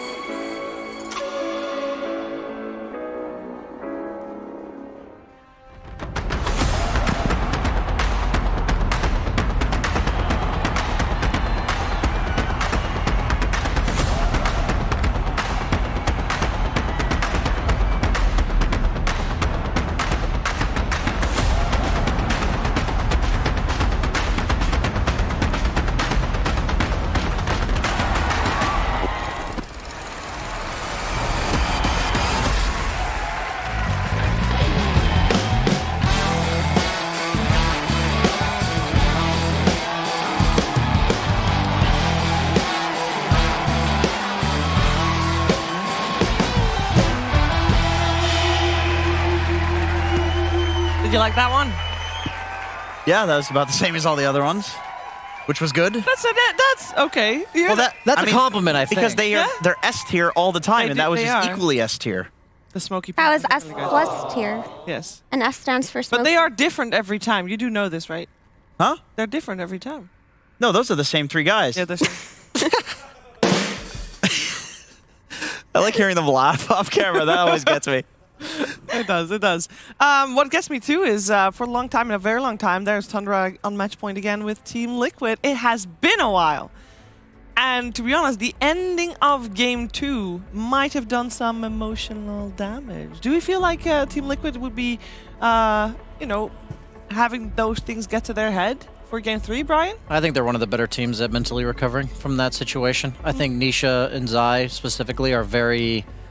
what can you do kind of guys. I guess they're both from Team Secret. Yeah, it's kind of like, that Hey. sucks. Like, we kind of trucked that one with like one or two bad moves. And they also have to like tip their hats off to Tundra. I think we were talking about it off panel. Like, they just had to play perfectly in those engagements to make that work. And sometimes it just, the enemy steps it up, you know? And I don't think that that's something they're going to be like ashamed of or worried about going into Game 3. Yeah, there's no shame in getting outplayed. And I feel like after the year that Liquid had last year and their journey to TI, they definitely have to be good at resetting because they had an abysmal performance up until they got third place TI. So I feel like mental damage is something that they're definitely used to bouncing back from. We're going to see it in the draft as we should be ready for it. Here we go. For this game, I'm going to have to look up who has priority, but we do see Team Liquid Dire again. I mean, it's going to end up, regardless of who has priority, this is how it's going to end up. Because one team prioritizes second pick, the other team prioritizes Dire, and whoever has priority, they'll choose that, the other choose the other. Yeah. It's like is this a match made in heaven? Yeah. Both teams like this. And now the other question is, will this end up with another run-it-back sort of scenario that we saw in the first phase of the last game? I don't know. I feel like if you're Liquid, you might want to take out the Doom instead of the DK this time around, but the DK is pretty scary against when you're playing They against took out the Undying. Okay, I mean, yeah, they already swapped up them. Like the first two games, the DK was the first ban, so they were kind of like alluding to the second ban being different. Otherwise, it's just a random. Yeah, otherwise, random just mix them up, throw a curveball. Yeah. We did see the Enchantress banned out by Tundra previous game and the game before that as well, so we'll see if they still want to do that. But at least there is some change, and that's good news. Is it still... like, what makes Anti-Mage first phase a good thing to pick for Team Liquid? As the only difference here is going to be the DK for now. I think they're going to actually go for the Doom first. I think that's why they were nervous about picking Doom first themselves, because of the Undying. So now they're thinking, rather than banning Doom, that's why we're going to do this. So I think the Anti-Mage specifically is a great core to protect with 3 bans, so picking it on the last pick of the first round is fine. And it was just consistently good against Tundra's identical openings in game 1 and 2. Yeah, especially if you're playing against a team like Tundra that open with 3/3's hero whenever they can, it makes it easy to set up for a carry pick. I mean, sometimes Liquid do choose to go for their mid pick in the first phase too, but I do feel like when you're playing against Tundra, just optimizing your safe lane as early as you can, you can't really go wrong with that. Kids, what did he just put inside? It's rice. Catherine. It's rice. Wait, what? There's rice inside. Oh my of God! No, they're it's not rice. It's not. It is rice. It is rice. They're rice. doing it like one of those rain sticks. Oh, good. Hey, be careful. That's Jenkins' girlfriend. This is the best $100 I've ever spent. I don't think you have to pay your girlfriend usually, though. Something else. Okay, so Liquid steal the Doom instead. This take could also work, but now Tundra could just choose to counterplay this Doom's lane also. They got their I can't focus. I'm like, I hear you, but I can't listen because Oh, man. Do you think at any point Jens was like, you know what? Jens is our drummer. What have I done with my life? That one. At this moment, I think he might be thinking that. How did I get here? I'm sorry, so Mira, what were you saying about Tundra's response here? That they could just choose to counterplay the Doom or either just pick a hero of their own and they just snag their DK. They're super comfortable with it. It's a flex between three of their players. Okay. And also they like to pair it up with something like Snap, which is also an Aramis specialty hero. So you've got the easy stun into burst magical damage, but you also have kind of an anti-Nisha pick because when you have a DK, you're not so much worried about storms or embers or pucks. Yeah, I think that's why DK's gone up in popularity, is he's just the best point-click stun in the game. And unlike a Sand King, for instance, that we saw from Shopify, I'm sure, he's heard the end of this, or hasn't heard the end of this for Saberlight. DK doesn't have to hard commit. Yeah. He can stun from like 400 or 500 range away, and if it doesn't work out, and even if he does have to hard commit, he's a lot more tanky than a Sand King. Sand King's pretty squishy. He doesn't have that dragon blood, unfortunately. True. He's got scorpion blood. He's got Ice Frog needing to buff him blood, whatever that is. This is true. Just take all of the talents and put it into the hero as a base. All of the talents. All of them. Everyone. Yes. Yeah. Even the blind? Yeah. The Sandstorm blind and slow? Yeah, I mean, if they have some audio way of playing the game, then sure. Oh. Why is Sand King not blinded himself by the Sandstorm? He's got special abilities. Also, he has the isn't it the things that he has on his nose blocking him from, he can see still? No, lobsters just don't have eyes. That's not a lobster, that's a scorpion. Huh? It's a scorpion.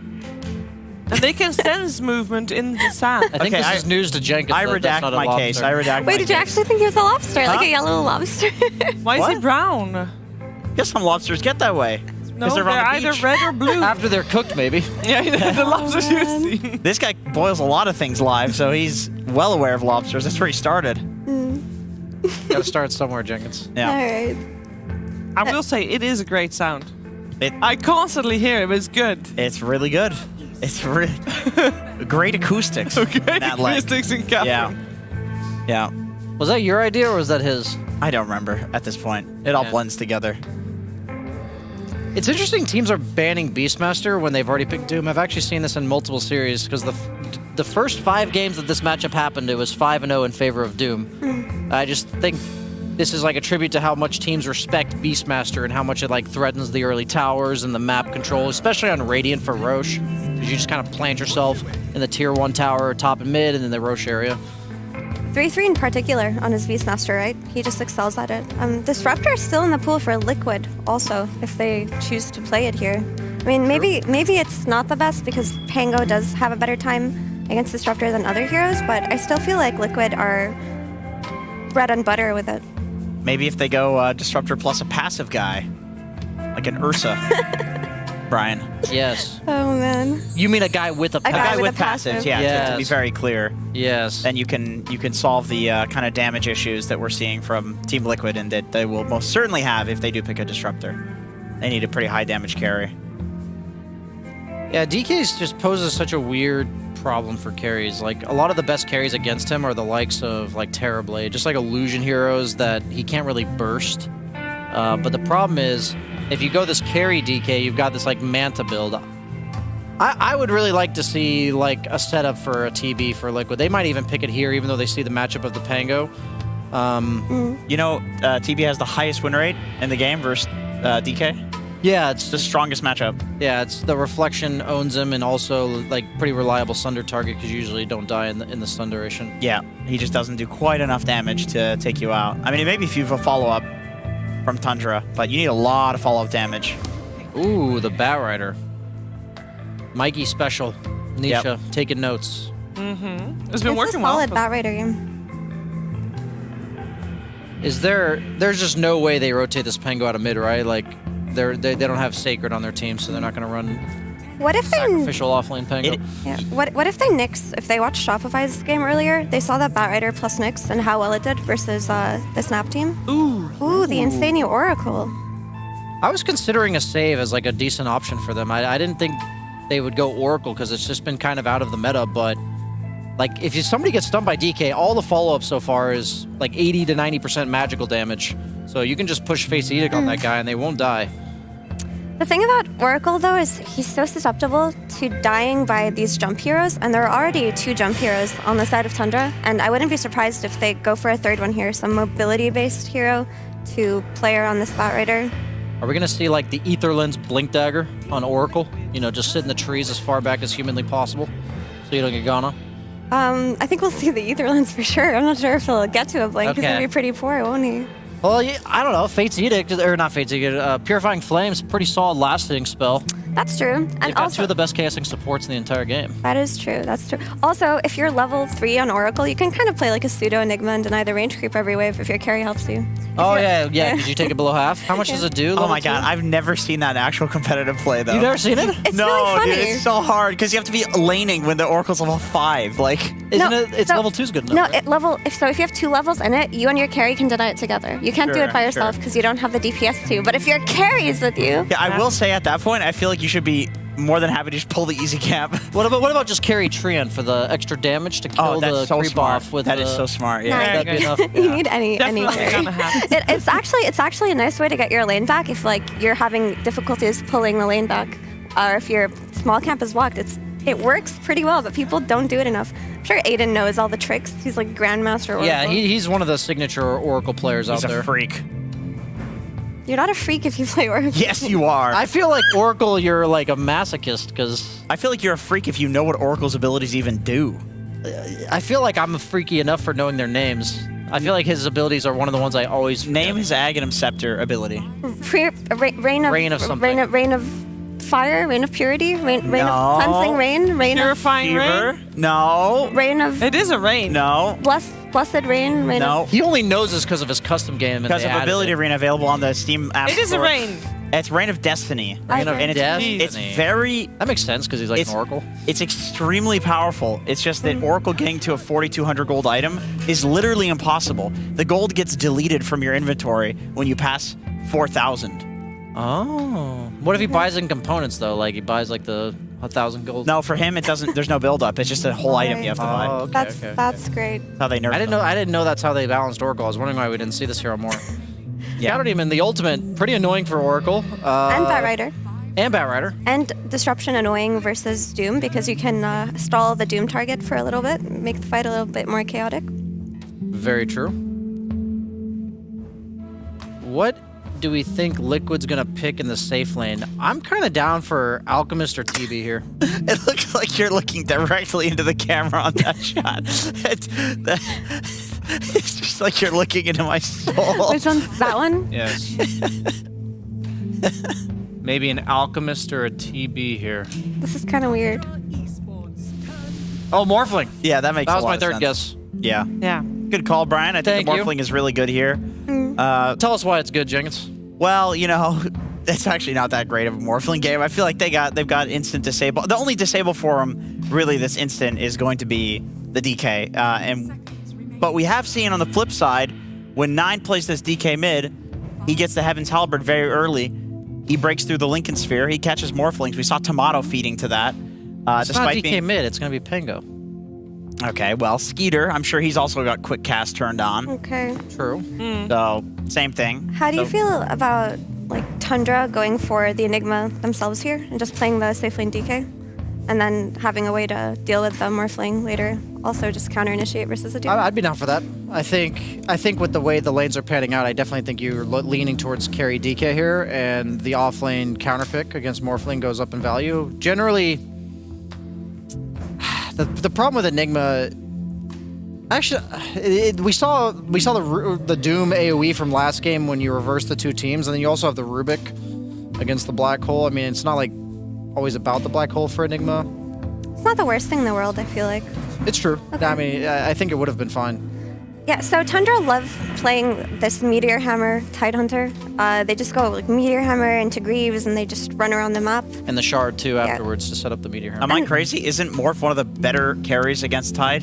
That is what I was thinking. I feel like Morph can outlast it Tide and the pressure isn't that high, but I feel like they should be able to trade farm. Also, Shadow Demon, we've talked about it a lot, but he excels at stacking triangles, so Tide can just get his gold from there. And once he gets that Meteor Hammer, he can start applying the pressure that his team needs. Tide is... Oh, go ahead. No, go ahead. I was going to say Tide is generally pretty good against safe supports because you can like blink behind the carry or the other cores and Ravage, and the Oracle will not physically be able to be within range without getting hit by the Ravage himself. But then also, it's nice against Bat. It's kind of weird though because they have the Tide against Bat because if you get lassoed, it get dispelled by Kraken, so you have a hard target to initiate onto, but you can also just Doom the Tide. Yeah. Right. I mean, Doom is the traditional Tide counter, so I don't really feel like you're worried about the spot having to prioritize Lasso on the Tide. I feel like the most important Lasso target should actually be the Shadow Demon, right? You need to get rid of this hero first at the start of the fights. But I like the idea of this Blink Ravage on the backline, and then you have this Snapfire Burst. And if you can take out this Oracle early on, it's similar to why they want to take out the Shadow Demon. You get these safe supports out, and Morphling can pop off for Liquid. I mean, I don't really feel like the Morphling is addressed outside of maybe getting caught off guard by some stuns early game, but as the game scales, I don't feel like Tide was enough of a solution in the last pick. So both of you feel like Team Liquid has the upper hand in this third game? I'm in agreement there, but I do think that the team fight for Tundra is going to be quite hard to fight directly into. Yeah. I mean, Tundra has a solid draft, but I just feel like Liquid are out for revenge in this game 3. I mean, both teams could take it, but I'm slightly leaning towards Liquid. Jenkins? I agree with both. I think Tundra's team fight could look extremely devastating if it gets to the point where Tundra has like a 5k gold lead. It's almost impossible to beat this lineup by just fighting them, and there's not enough split push. But with that being said, Team Liquid, I think, has the better scaling. They have got the Tide counters. This was the last pick Tide, so probably slight edge to Liquid. We're gonna find out. Maybe Tundra can, break that lose streak that they've got going against Team Liquid series-wise, or maybe Team Liquid is gonna continue being Tundra's Kryptonite. We're finding out together with OD Pixel and Fogged. Thank you very much, Shiva. Yes, the deciding game 3 now between Tundra and Liquid. Fogged, from what we've seen so far and what we're seeing now with this draft, who's gonna take it? I don't know. They're neck and neck right now. This is some incredible stuff. I mean, Tundra, they may have done some mental damage in the ending of that last game. Like Liquid, they're probably like, oh, we're cruising. We already know we've got like a 90%. I mean, they don't know exactly the 90% win rate, obviously, but they're probably feeling that they had this immense advantage, and Tundra turns the game massively. So could be enough for Tundra to just take it away with this one. I think this Morphling is definitely set up for success, but definitely a bit of a riskier draft that comes out from Liquid with very limited team fight. Tundra has like 5 different layers of team fight being built in here too, so let's see how it's going to go down. They also have this Shadow Demon, who I really like versus Oracle. The ult just it removes all the healing. It pulls off the Fate's Edict, it pulls off any of the Purifying Flames, it just keeps purging constantly to be able to address that, so eyes on how Snaking is going to be able to be there to address it, and all the massive team fight. Yeah, I mean, well, once again, sort of a game where we're getting one of these heroes that we just don't see a lot of being played, but as you say, definite difficulties for Insane here to get the job done this game. We'll see what he can do. We'll see how the lanes end up going down in particular here. Because top lane, this Morph, he could just absolutely, I mean, he's very likely to just absolutely free farm up here versus this Tide and Snapfire. And oh my god, they're gonna actually, they're looking for what, like an instant first blood onto 33. Let's get a good anchor smash onto Mickey. They're body block. I mean, they're going to get him, right? I would think so. I don't think there's any way for it to maneuver his way. Yeah, he should go out down of this. Shut him down even more. It's already like a very good lane for the Morph, and you give him the first blood. All right, well, Mickey is going to be very happy with that. And as you say, on top of being in a lane situation that looks pretty good for the Morph, unless you kind of get caught by surprise with some sort of scatterblast combo across the trees, Mickey, he's going to free farm up it. He definitely should. So it looks like that mental damage, it's not quite there, Liquid. They are definitely ready to play this one, even though they did make a couple mistakes that one, and Tundra just capitalized heavily with their big plays. And Nisha, I mean, this should be a pretty good lane for him. Yes, the Pango. Oh, careful with those tanking tower hits. Yes, the Pango, we've seen them do better and better, actually, but... Oh, I mean, he's got a fair few stacks on him, 9. He's got squash. All right. Should be fine. But he's bullied off of those 2 or 3 last hits, maybe even 4 or 5. So we've seen the Pango doing a bit better overall. I've been hearing more and more from the players too. They feel it is that more even matchup. Maybe the back comes out slightly ahead, but Pango, he can hold his own if he's careful.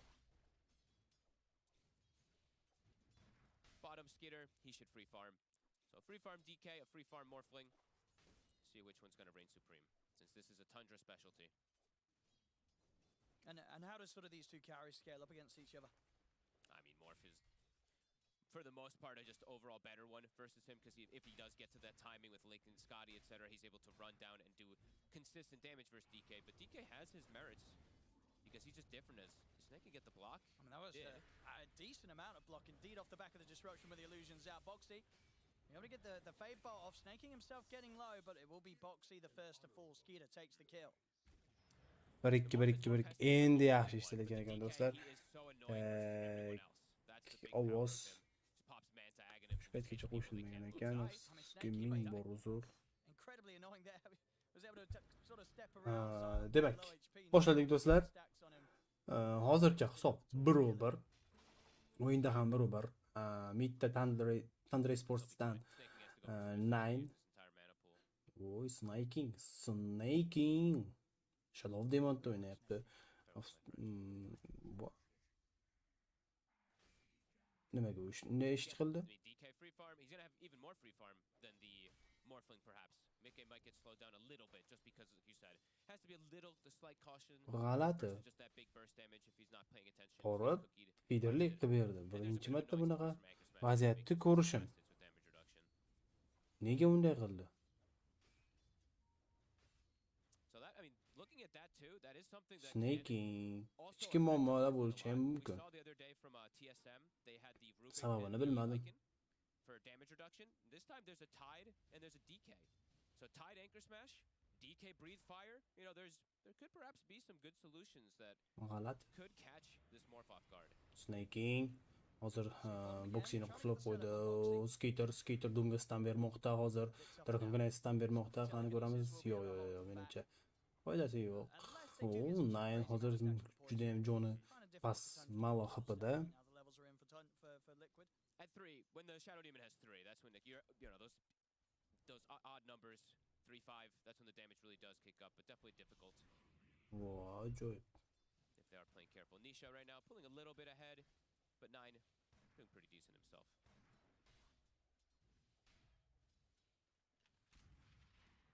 I mean, this game is certain way you want to see Zai build on the Doom. Is he going to be building for himself, or is he going to go for like the auras as soon as possible? I think I'd like auras this game. Yeah, I mean, he's playing with a Morph, playing with Oracle. The mech just becomes 10 times more valuable every time they do go for the save. So I think I would prefer that. Of course, they'll maybe we'll want like a Blink Dagger and stuff like that into the mix, but maybe just Arcane Boot Midas into auras, something like that, if he wants to go a little greedier, since they can go greedy with a Morphling. Rotation early, Boxy. This is super early movement here, 9. Might get caught off guard. Not bad with the flame break. Demek do'stlar, hozir 9da halovlab ketmoqda pangalarni Rubik hamda Raider. Voy, 99 ta podpischka do'stlar. Bittagina qoldi. 100 ta bo'lamizmi bugun? Cool stuff. He's trying to protect the bounty rune. Sait hozir Snaking Shadow Demon'ni qulflamoqchi. Boxy Rubik demak Shadow Demon'ni qulflab qo'ydi. Yo, Batrader menimcha Batrader Shadow Demon'ni halollaydi. Albatta u ishni bajardi. 1-4 do'stlar, 1-4. Ajoyib.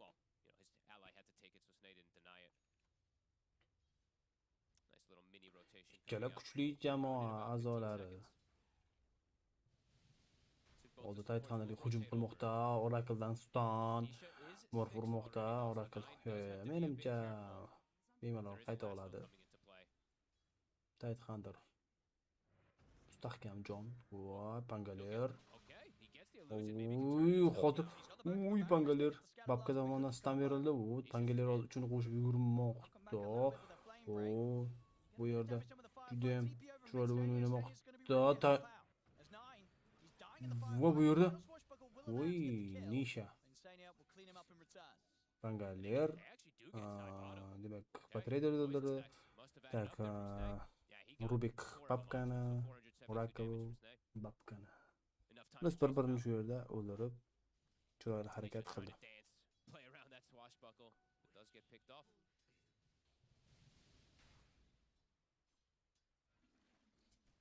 Of course, Liquid themselves, they very much having the freedom to let Insania leave that top lane. And Mickey, more than happy to sit his solo farming against the Tide. Yeah, right now I mean, even though that whole kind of trade thing happens, they're feeling very good. Snag, does he have enough mana for enough poison stacks? With the Dragon for Mosquito, we'll have a step up in damage output. bo3 turns up with a Fade Bolt. He's got one more. It's not quite enough. 9's here though. Zai, they'll just try and make them spend as much time possible chasing him down, but he's going to be gone. Va bu yerdan Doom hozir Angliya tomonidan hal qilindi. Skeeter, he's got that Midas queued up. Yeah,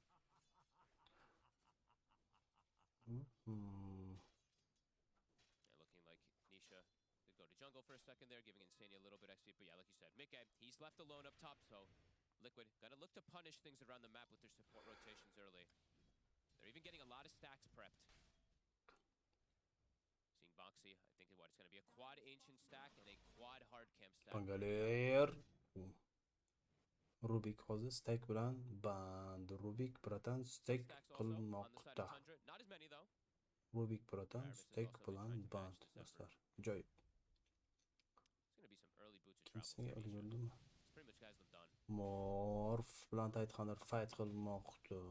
Morph Titanlar e'tibor bermasdan bu yerda farmda. Still very difficult to kill this Tide. Rubik. Interesting skill, but 3 points in the Bu yerda Kripani qochmoqda. Like a 3-1-2 or something like that. Well, they have enough damage. Voy do'stlar, 100 ta obunachi. Urra! So 33 gets another anchor smash off. With the extra bit of burst from the two supports. Oh, Snake. Oh, this could be cool if they're able to steal these. He's like, well, I'll take this stack. He's gonna have 9 as well around to try and clean it up. I mean, Liquid, they've got to protect this. 100 ta obunachi do'stlar. Tabriklaymiz. 100 ta. But 9 should still have the chance to get a rolling thunder off if necessary. Just away to the side. Skitter's in with a stun. They'll jump forward with a cookie. Onto Zai. Zai's gone. Demak do'stlar, davom etamiz. They've got to get over in their numbers. They've got to push Tundra away from this triangle. Not easy versus this dragon in this Mango. I mean, Insania. Bu yerda hozir Oracle stam bermoqda dakaga. Bu yerda Rubik ham bu yerda to'y Shadow Demon save qilmoqda dakani. Bu yerda hozir Oracle o'lmoqda, Rubik ham o'lmoqda. Double kill. Bangaler tomonidan Titanlar ult qo'ymoqda. Ajoyib. -3 do'stlar. Fantastic fight here in Liquid's triangle, and they're absolutely getting the entirety of this stack as well. Oh baby, and they have their own. Oh, actually, they cleared some of their stacks, but they have stacks to go back to as well. Giving the information for his team, they bring literally everybody. Endi navbat do'stlar 150 ta obunachiga. Qani ko'ramiz, bugun 15-aprel. Qani ko'ramiz necha kunda tak 150 taga yetamiz. Voy, babkoz purmoqda ult bilan. Yo'q, qochib keta olmadi. Patrader o'z Titanlar ushlashga harakat qilyapti. Bu yerda babka Titanlarni save qilmoqda. Babka qaytmoqda. Voy, hozir Oracle bu yerda hel beryapti. Bu yerda hozir fura minus babka. Rubik tomonidan he's actually able to survive there. Thought Mickey had him for sure. Yeah, I think he just felt limited. The damage with the anchor smash was enough. 33 able to keep him range. Voy, hozir bu Dragon Knight'da unga stam bermoqda. Shadow Demon ham shu yerda. Shadow Demon hozir banish etib qo'ydi. Patrader keldi bu yerga yordamga. Minus Shadow Demon. Bu yerda minus. Ajoyib, Team Liquid tomonidan comeback bo'ladimi deyman, do'stlar. Comeback. Ko'ramiz qani oxirgi karta. Bu kartada kim yutadi va turnir peshqadami kim bo'ladi? Shuni bugun yaqin daqiqalar ichida aniqlab olamiz. Hozir bu yerda Bangaler ulgurmay qoldi. Miki hamda boksining harakati bilan minus dum bu yerda. Babkadan chiroyli harakat. Babka chiroyli o'ynamoqda do'stlar. Babka chiroyli o'ynamoqda. I think 9 did not expect that burst damage, playing very aggressively mid. 9 to 12.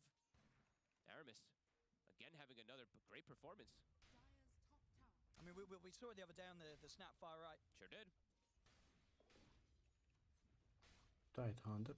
Bemalol tankavat qilmoqda. He's not going to go down his greedy route this game. He's feeling like he's got to beat more of those auras. Doesn't go for this meteor hammer, it looks like. Zai, he might even be setting up for this. He's got Doom available. They're looking to punish 33. Tumbler toy over. Hozir Doom kelmoqda. Doom hozir Doom'ini berdi Tight Hunter'ga. Miki ham shu yerda. Yo'q. Batrayder shu yerda. Yo'q, menimcha yo'q. Tight Hunter'dan ayrilib qoldik. Hozir bu yerda.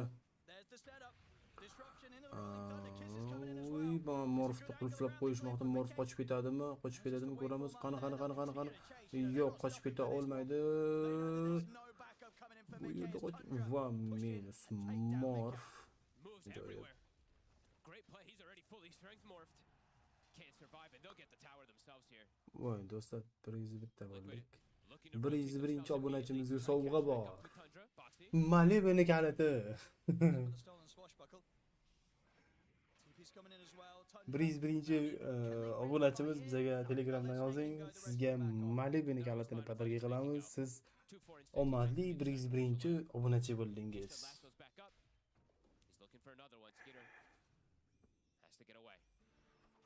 Deb hazillashib qo'yishimiz ham kerak. Albatta obunachilarga ham zavqamiz bor. Uning uchun obunachilarimiz xudo xolasa 10 ming, 20 ming, 30 ming, 40 ming, 100 ming bo'lsak, shunda o'ylab, uy bu yerdan hozir Oracle double kill. Yo'q. Bo'lmadi.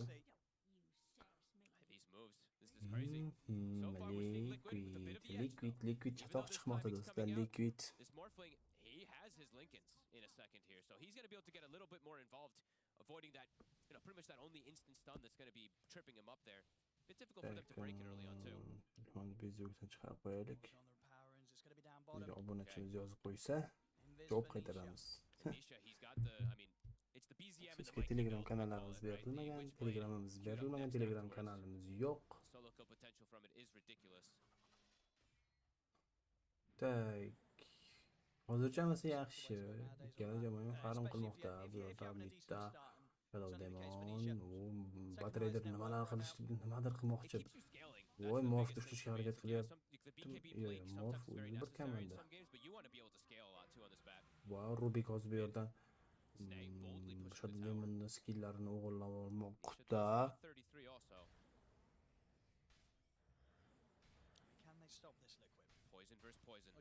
Tight Hunter hozir tankavat qilmoqda. T1da. Va hozir bu yerda Doom teleport qilmoqda. Doom ham bu yerda, morf ham kelgan. Bu yerda fight bo'lishi mumkin. Pangeler va hozir bu yerda Batrayder ushashga harakat qilib babga tupurmoqda.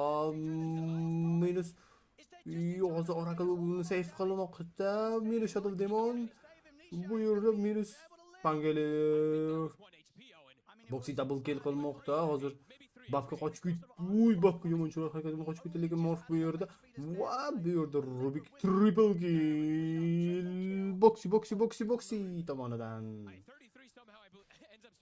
Ajoyib harakat. Avtorni ko'rishingiz mumkin, mana ko'rib turibsiz. Shunaqa chiroyli harakat qilmoqda. Pangeler bu yerda qanday o'lib ketdi Pangeler.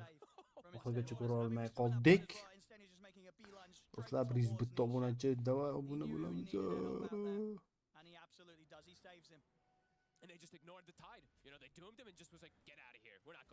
Va hozir bu yerda Shadow Demon ushlashlari mumkin. Oracle save.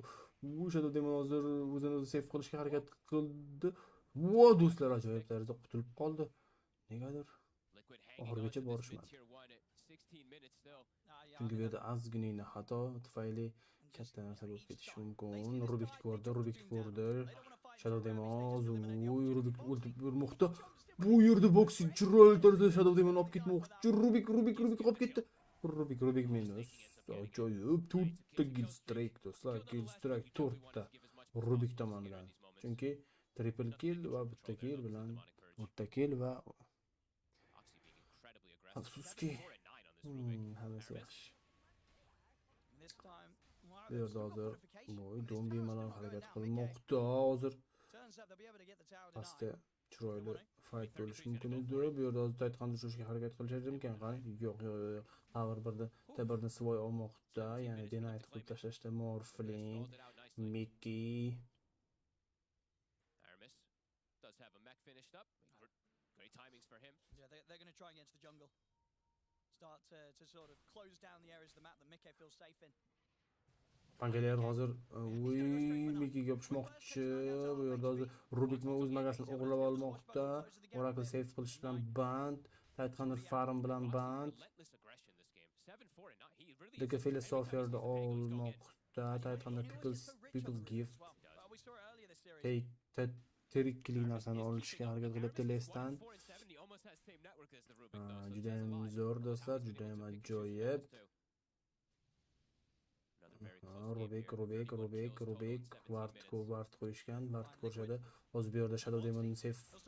Wow, Titanhunter save qilmoqda, ult bermoqda, babga turmoqda, babga uqtiradimi? Oracle save qildi, lekin ulgurmadi. Shadow Demon o'zini save qilmoqda. Bu yerda minus Rubik, minus Shadow Demon. Bu yerda Doom berilgan Pangaler tomonga, Pangalerga stam berildi. Bu yerda Morpham uchib kelmoqda. Minus Pangaler. 14-21 do'stlar. 18-daqiqa 10 minute force bilan Morphling birinchi o'ringa ketmoqda.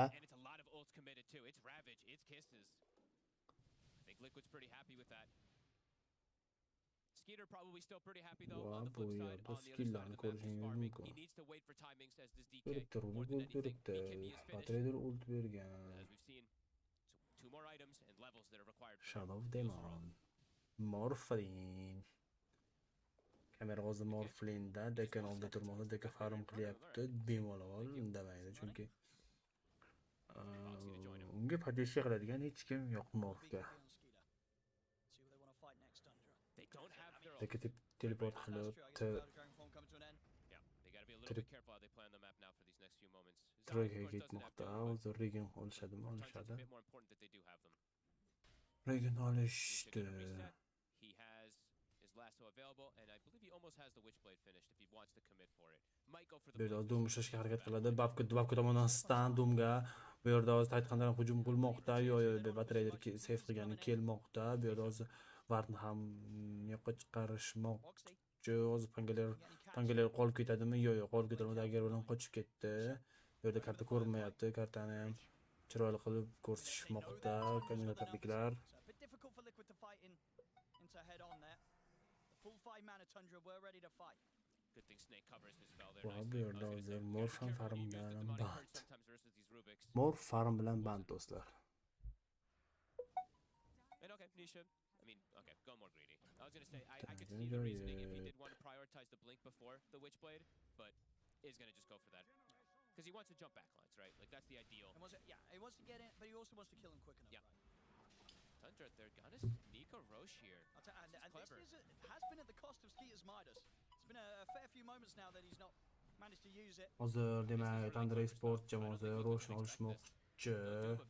Ravage is back up, so Tundra, yeah, they can force this. Auras and auras for 33. I mean, the smoke's coming out from Liquid, but indeed just a little bit too late. Tundra, they've already got it. That was quick. I don't think they expected this by any means. And okay, I mean, Zai, he's not going for the auras for his team. So he is playing more for himself. You were asking before. To blink BKB on him. Wow, bu yerda. They sort of feel that maybe Insania on his own is enough to keep Mickey alive, so less necessity to get those auras to kind of protect them off. Yeah, I guess so. I guess they want multiple forms of initiation also, so they can catch this pesky backline versus and he wants to be able to probably just get the Blink Doom on the Tidehunter multiple times. And needs BKB this game, of course, since there's so much team fight. But I mean, the best fights that they've had, like, Midtaber ketmoqda. O'zlar Liquid oltikaga oldinda. Liquid shuni masalan shaxsan o'zim xohlayman, chunki birinchi kartada gaming Gladiators jamoasi qo'yganda hozir juda ham zarur. Asosiy favoritlardan biri Tundra Esports, Liquid, Gaming Gladiator, jamoalari yaqqol favoritlaridan biri. To'g'risi bu 8 jamoaning ichidan 4 ta jamoa bilan xayrlashamiz, 4 ta jamoa bilan keyingi bosqichda gaplashamiz.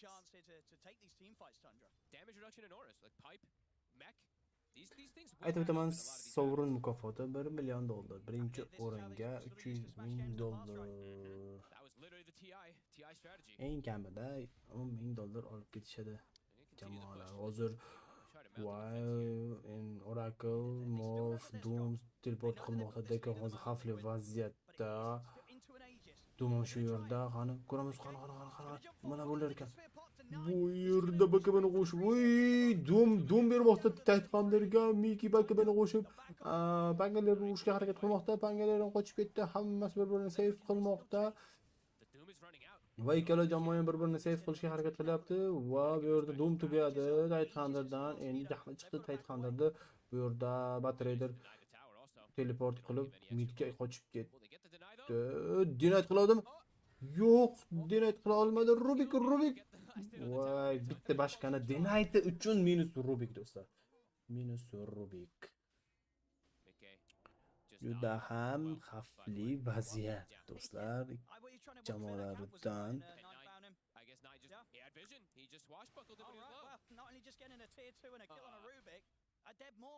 I didn't even see that. I literally looked over and I was like, wait, what?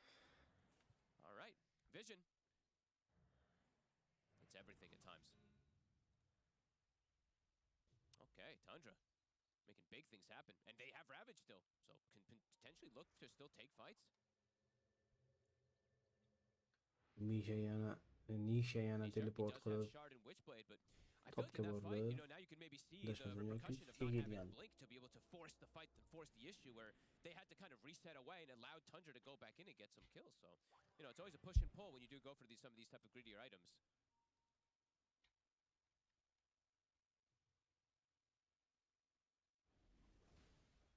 Big stuff from Tundra.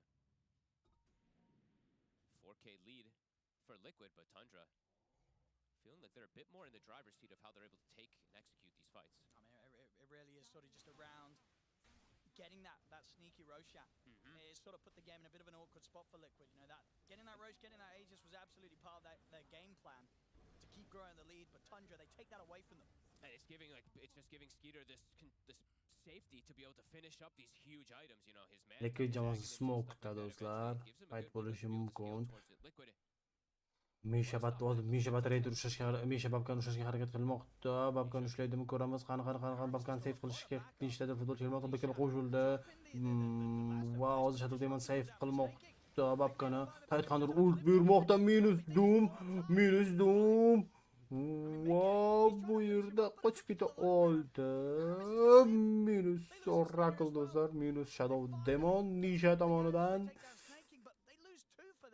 Hozir Batrader teleport qilib keta olmadi chunki Dragon Grace'dan bermoqda. Minus Batrader.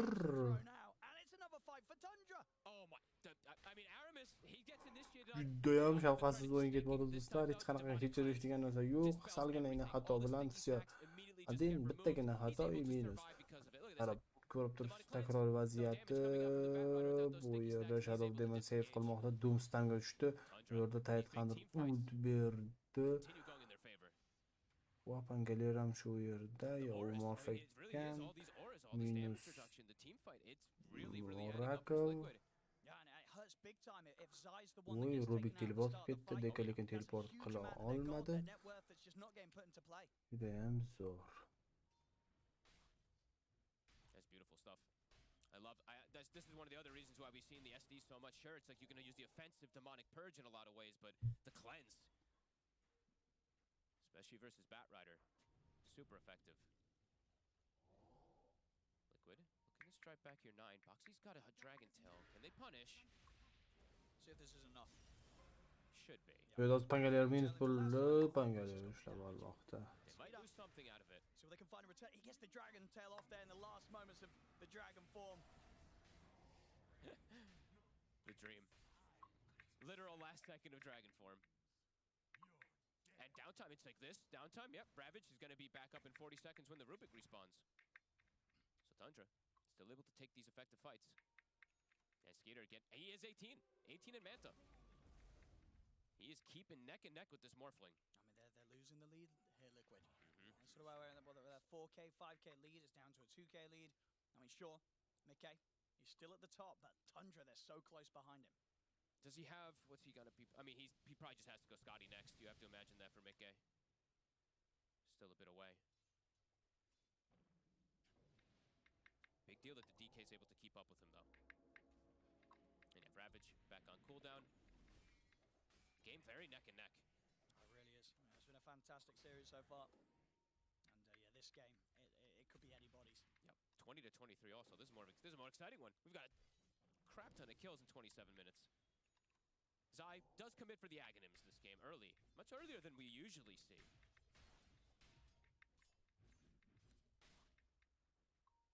Why do you think saw the acceleration this game? On the Ags? It's a good question. I mean, maybe just for super. I mean, I was gonna say. Demek do'stlar, davom etamiz, joy bilan I ketmoqda. guess just wanting to. He wants more targets than he wants to be able to doom. Sticking on top of the tide, being able to chase him out. It's interesting. Aramis. He's going to feel confident to step up into the jungle. I mean, they can take this outpost here. Looks like Liquid won't want to try and pick a fight. 33's got the full Lotus now. Maybe he's also just anticipating a potential Linken's that will be coming out at some point soon, since he's playing with Batrider. He's Batrider. 20-23 do'stlar, juda bir arxitekturani o'yinga bo'ldi. 28-daqiqa. Mickey, I believe, 150 gold till Scotty's done.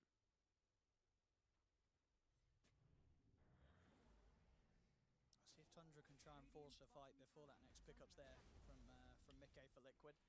He's got it done.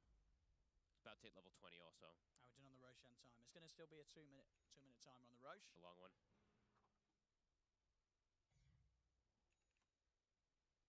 Okay. Let me check actually neutral items really quick here for the side of Tundra. All right. Brigand's Blade still being held by the Pango. Mindbreaker on the DK. They have 3 tier 3 neutrals just chilling.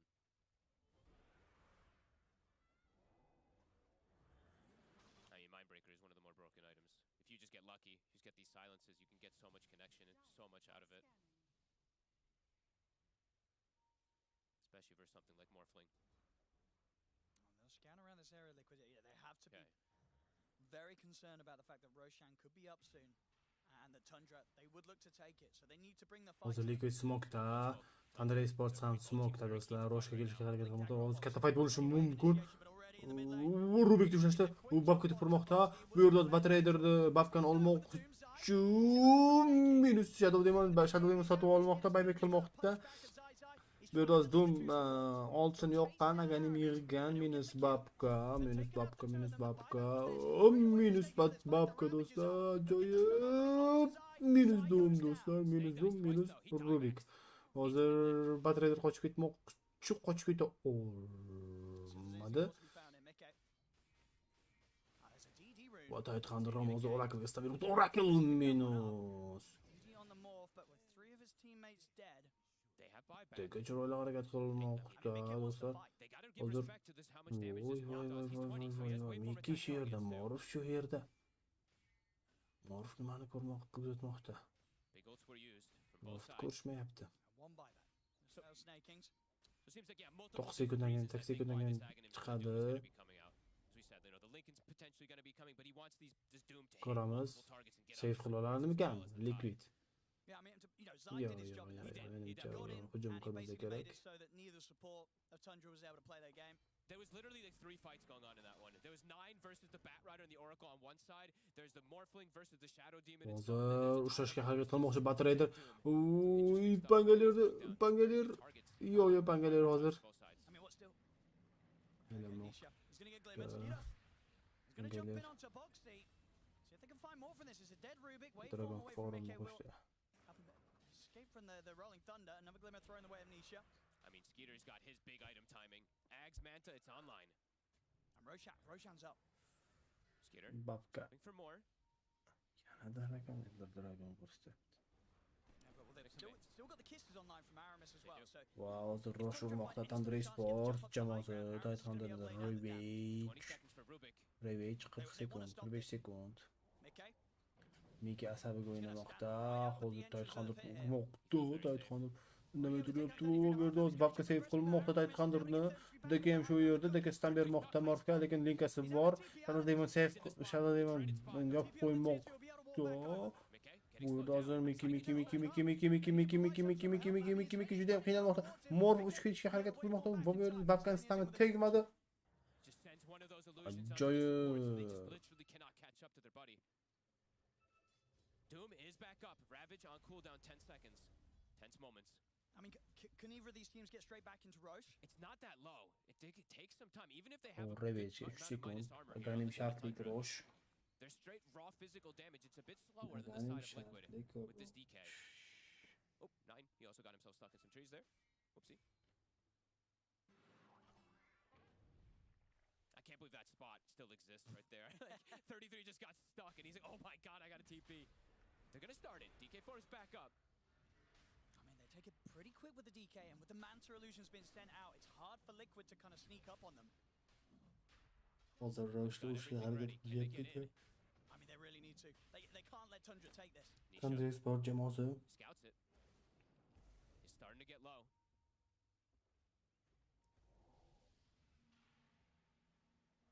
سيف كلش مقطع Only Pango and Oracle at buyback at the moment. يو دوم خذ بير دوم بكب بلانك مقطع مور خمس شو يردا سيف مقطع دوم من الريفيج بور ريفيج تري قالده تايت خاندر الريفيج بير كيت المقطع مينوس وي تايت خاندر سطح المقطع دوم مينوس تا كورامس بالروبيك مينوس يجي تمونودان مور جديم شروع حركات في المقطع بابك ولد بابك لك باي باك في المقطع جوي كوتش كيت باتريدر ميكي سيف تاوزر ميكي سيف يو كوتش كيت اوراكل قولب كيت مكان جوي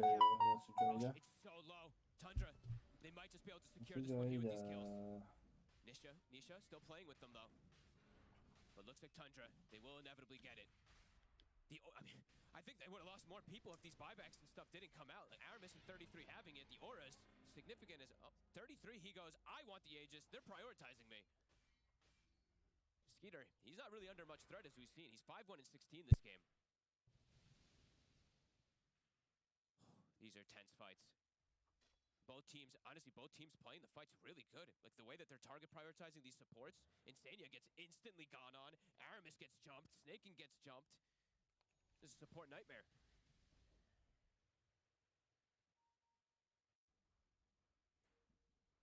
Those, of course, cost 2 buybacks from the side of Tundra, but well worth it there. Now in the next... You're good, don't worry, buddy. Next few moments, they have a lot. They have a blanket now for Ravage to come up. It's 50 seconds. They're actually the ones getting aggressive. Seeing the next item choice here from Mika, he needs a break. I mean, Skeeter, he's unkillable. All these auras, all this damage reduction, it's definitely causing Mika problems to focus fire targets. I mean, do you still go on 33 now he's got this Aegis? I mean, what's sort of Zai's game plan in the next fight?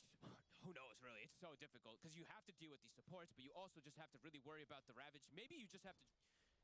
maybe you wait for the Silver Edge for the Morph, and you hard commit and kill the DK now at this point. If you're able to get the timing during like all this Aegis and stuff like that. It's tough. I mean, Insania, they have to find ways to protect him. I'm just seeing Skitter every single one of these fights. Him and 9, they forego everything else and they jump this poor Oracle. Honestly, Insania needs a Blink Dagger, and I see him queuing it up. I don't blame him. All right. He needs some way to bypass all of these stuns, Ravage, etc. Full Octarine on Nisha. Okay. Oh, that's an illusion. Oh, Skeeter. I mean, Skeeter, he wants to go. He's going to jump Zai. Zai. Lots of TPs coming in. Zai has to BKB TP. They even follow up with a false promise just to make him super safe on the escape. Oh, they both get out. look at Skeeter go. I mean, he is feeling so He knows that confident. Nisha's still around. Oh, Nisha. Oh, whoa, whoa, whoa.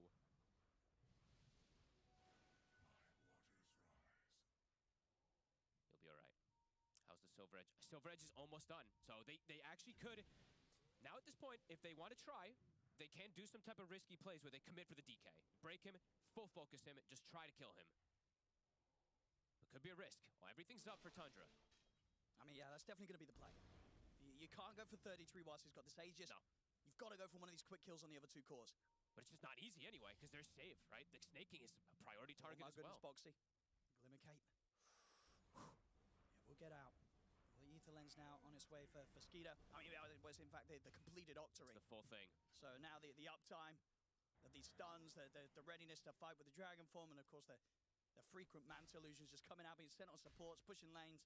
It's going to be a lot for Liquid to have to deal with. And Liquid, for the longest of time this game, they've held this lead, but you don't feel it. It feels dead even this game. And if anything, maybe Tundra with the lead. Yeah, I mean, honestly, it feels dead even. This is just execution. Okay. It really does feel like that. I mean, the buybacks are going to be significant as well, too, since the Tide and the Snapfire were forced to use it earlier. Oracle also. But yeah, I think this is anyone's game. The scaling, it's coming up for both sides.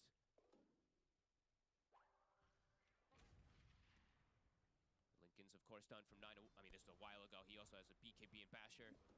37 daqiqa do'stlar. Qani ko'ramiz kim g'alaba qozonagan. Ikkinchi, uchinchi karta do'stlar. Does disappear. So it looks like Liquid, they're just doing some split push and just waiting until that Aegis goes down to look for that next big fight.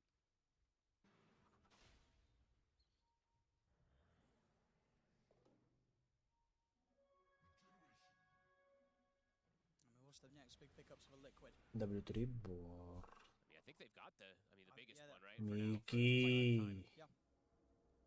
Miki kalamushcha. But honestly, he might have to just save for buybacks since it's going to be coming up for 3 minutes. I mean, buybacks are going to be huge for both. We've seen already how much buybacks are changing the fight. Wow, hozir dum berdim. Minus.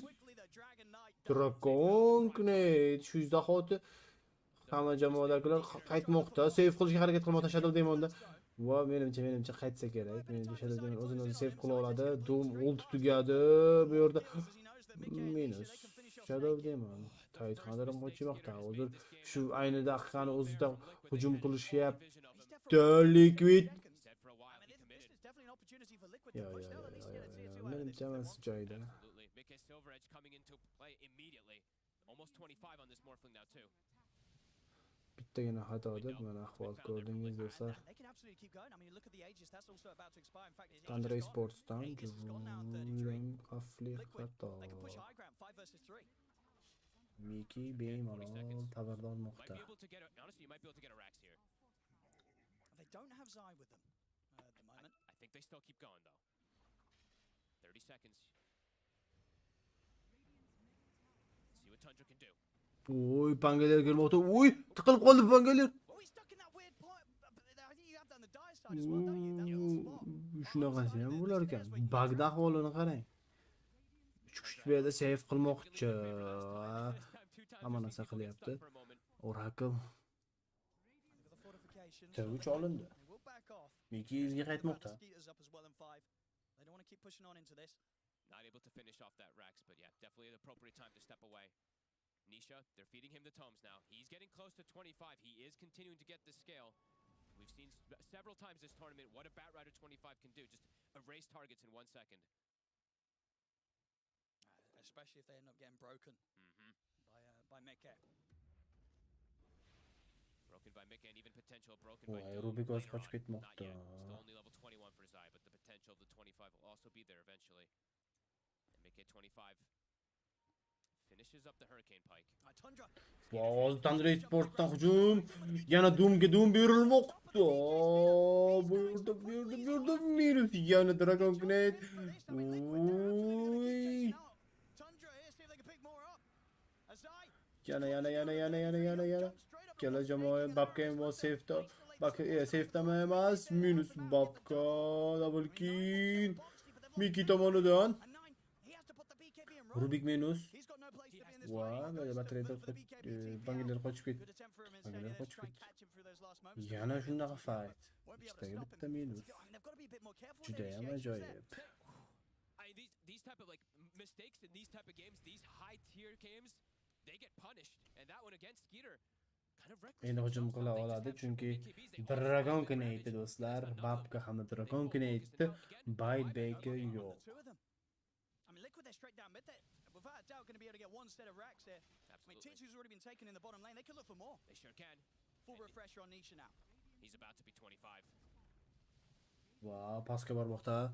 Mid ketdi, mid minus. Liquid have found a huge opening in these last two fights. Manasi juda ham kam qolgan. Now in a very comfortable position this game. I mean, just with the three of them alive, they can't push Mickey off the barracks. No, they can't touch They can't stop him. They need absolutely everything, and even now at this point, it's looking very difficult with those last two fights going Mid hamda completely in top, Liquid's mid favor. hamda nis minus. I mean, how do you survive as a DK at this point in the game? I mean, the break, it's incredibly effective. Not sure. Mickey even getting his own blink dagger too to just commit and get that break. It's all about this positioning in order to get Skitter. Game was literally neck and neck until the 40-minute mark. Or 38-minute mark, whatever the catch was stopped. And Liquid now in a comfortable position where they can honestly just, they've got all the items they really need in the game. Sit back, farm buybacks, have the numbers, have like 10 heroes that can come into the fight. And Tundra have to try to get some type of surprise play at this point, but it is not easy. And to the point as well, maybe Skeeter can't be the one to start the fight. Somebody else has got to go in first. Nine probably just has to. Yeah. But it's Bir sekunddan not keyin easy, rosh because even if turiladi. they can just potentially just save for buybacks on the side of Liquid with this comfortable window they've broken here.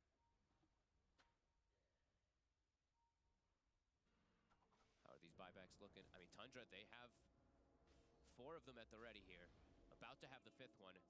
Liquid, they almost have everybody as well except for the Morphling.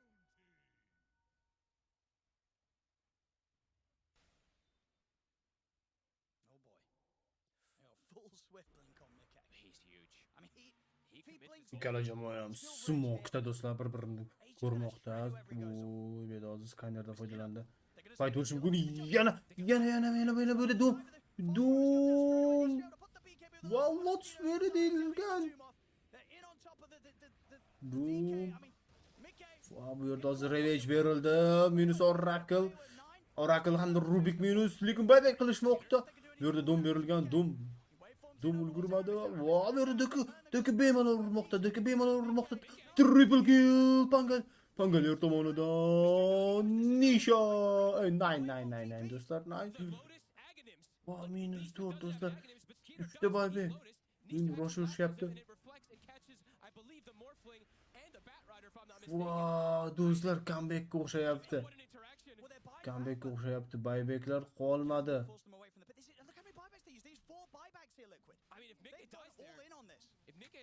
Buybacklar qolmayapti, ajoyib.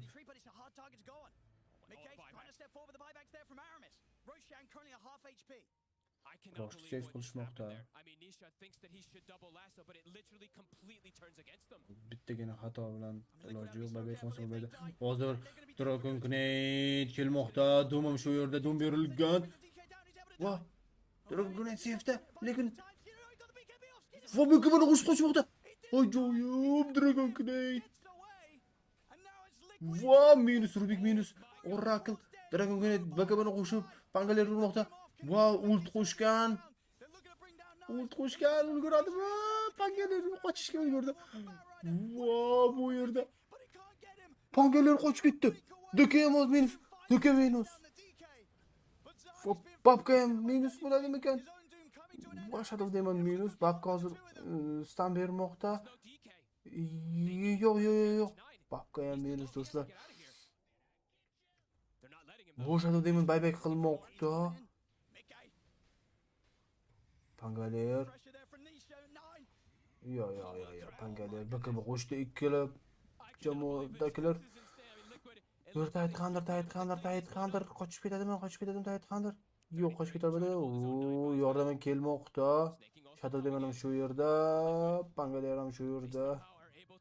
Pangaler buyback qilmoqda. Rosh uradimi deyman, Rosh. Yo'q, bo'lmasa kerak. Va hozir Tronga e'tibor berish kerak. Tron juda ham xavfli vaziyatda. Voy do'stlar, 102 obunachi. Kattakon rahmat. Things are looking even scary for him, even though they get that good fight. I mean, this Roche is theirs. They should be able Roche is theirs now. Roshda hozir Liquid. Miki krizaga o'xshab urmoqda. So close to losing the game there. What was it? 4 buybacks. Literally not, I think what 8 heroes bought back or Va something. bu yerda Miki Aegani olmoqda. 8 daqiqa. Ko'ramiz. Aegaga Roshga e'tibor beramiz. 102 obunachi. Rahmat do'stlar. Obuna bo'lganlaringiz uchun Zai teleport qilib nizga bormoqda. Back into a comfortable position, taking a breather. They need to calm themselves. They're in a good spot here. Okay, with this Aegis, he's got good coverage. 900 gold till buyback. Liquid mega qila oladimi ko'ramiz. Tundra Esports jamoasi safe'da hozircha. He's got all the items in the world to play with now, Mickey. Aegis as well. Nearly level 28. He's got cheese in the backpack ready for round 2 in the team fight. And this, honestly, the Ags, all these type of things matter. In these type of, I mean, everything matters, of course, with this. But now versus the DK, this is going to hurt. And he's going to have extra status resist as well, too, to protect himself versus these bit of limited control we've seen with Mickey being able to jump in and out. This game is insane. I mean, the graph shows like how you see this massive divot right after that last play happened. That moment there, Liquid were definitely a bit of panic probably set in, but they kept their cool, and just as quickly really as Tundra got that turnaround, Liquid they slammed it back in their favor. Yeah, just a momentary blip there in the progress for Liquid. Must have been a heart attack for Blitz. He's probably look what's going on. Oh my goodness. Nisha just has. I mean, I think both teams now probably going to calm it down a little bit whilst they wait for the buybacks to come back online. Yep. Liquid in a much more comfortable position, of course. The tier 4s did drop, of course, during all this crazy shenanigans that happened. The creeps weren't able to take it out. Tundra can deal with this though. Now they got Skeeter. Sure can. Throwing out the illusions, he can push the waves out. You know, whilst Liquid have this lead, have the Aegis, it's still not super easy for them to close this game out. No. Mickey having the 2 lives is very important though. Kind of 3 lives, especially if Insane is in position always. I mean, these supports we've seen so many times as these saves at fractions of HP. Yeah, I mean, the disruption last time, buying that time for the DK, for Skeeter. Now for Tundra, the game is very, very difficult though. They have to completely outplay versus this side of Liquid, because Sai, he's also hit 25.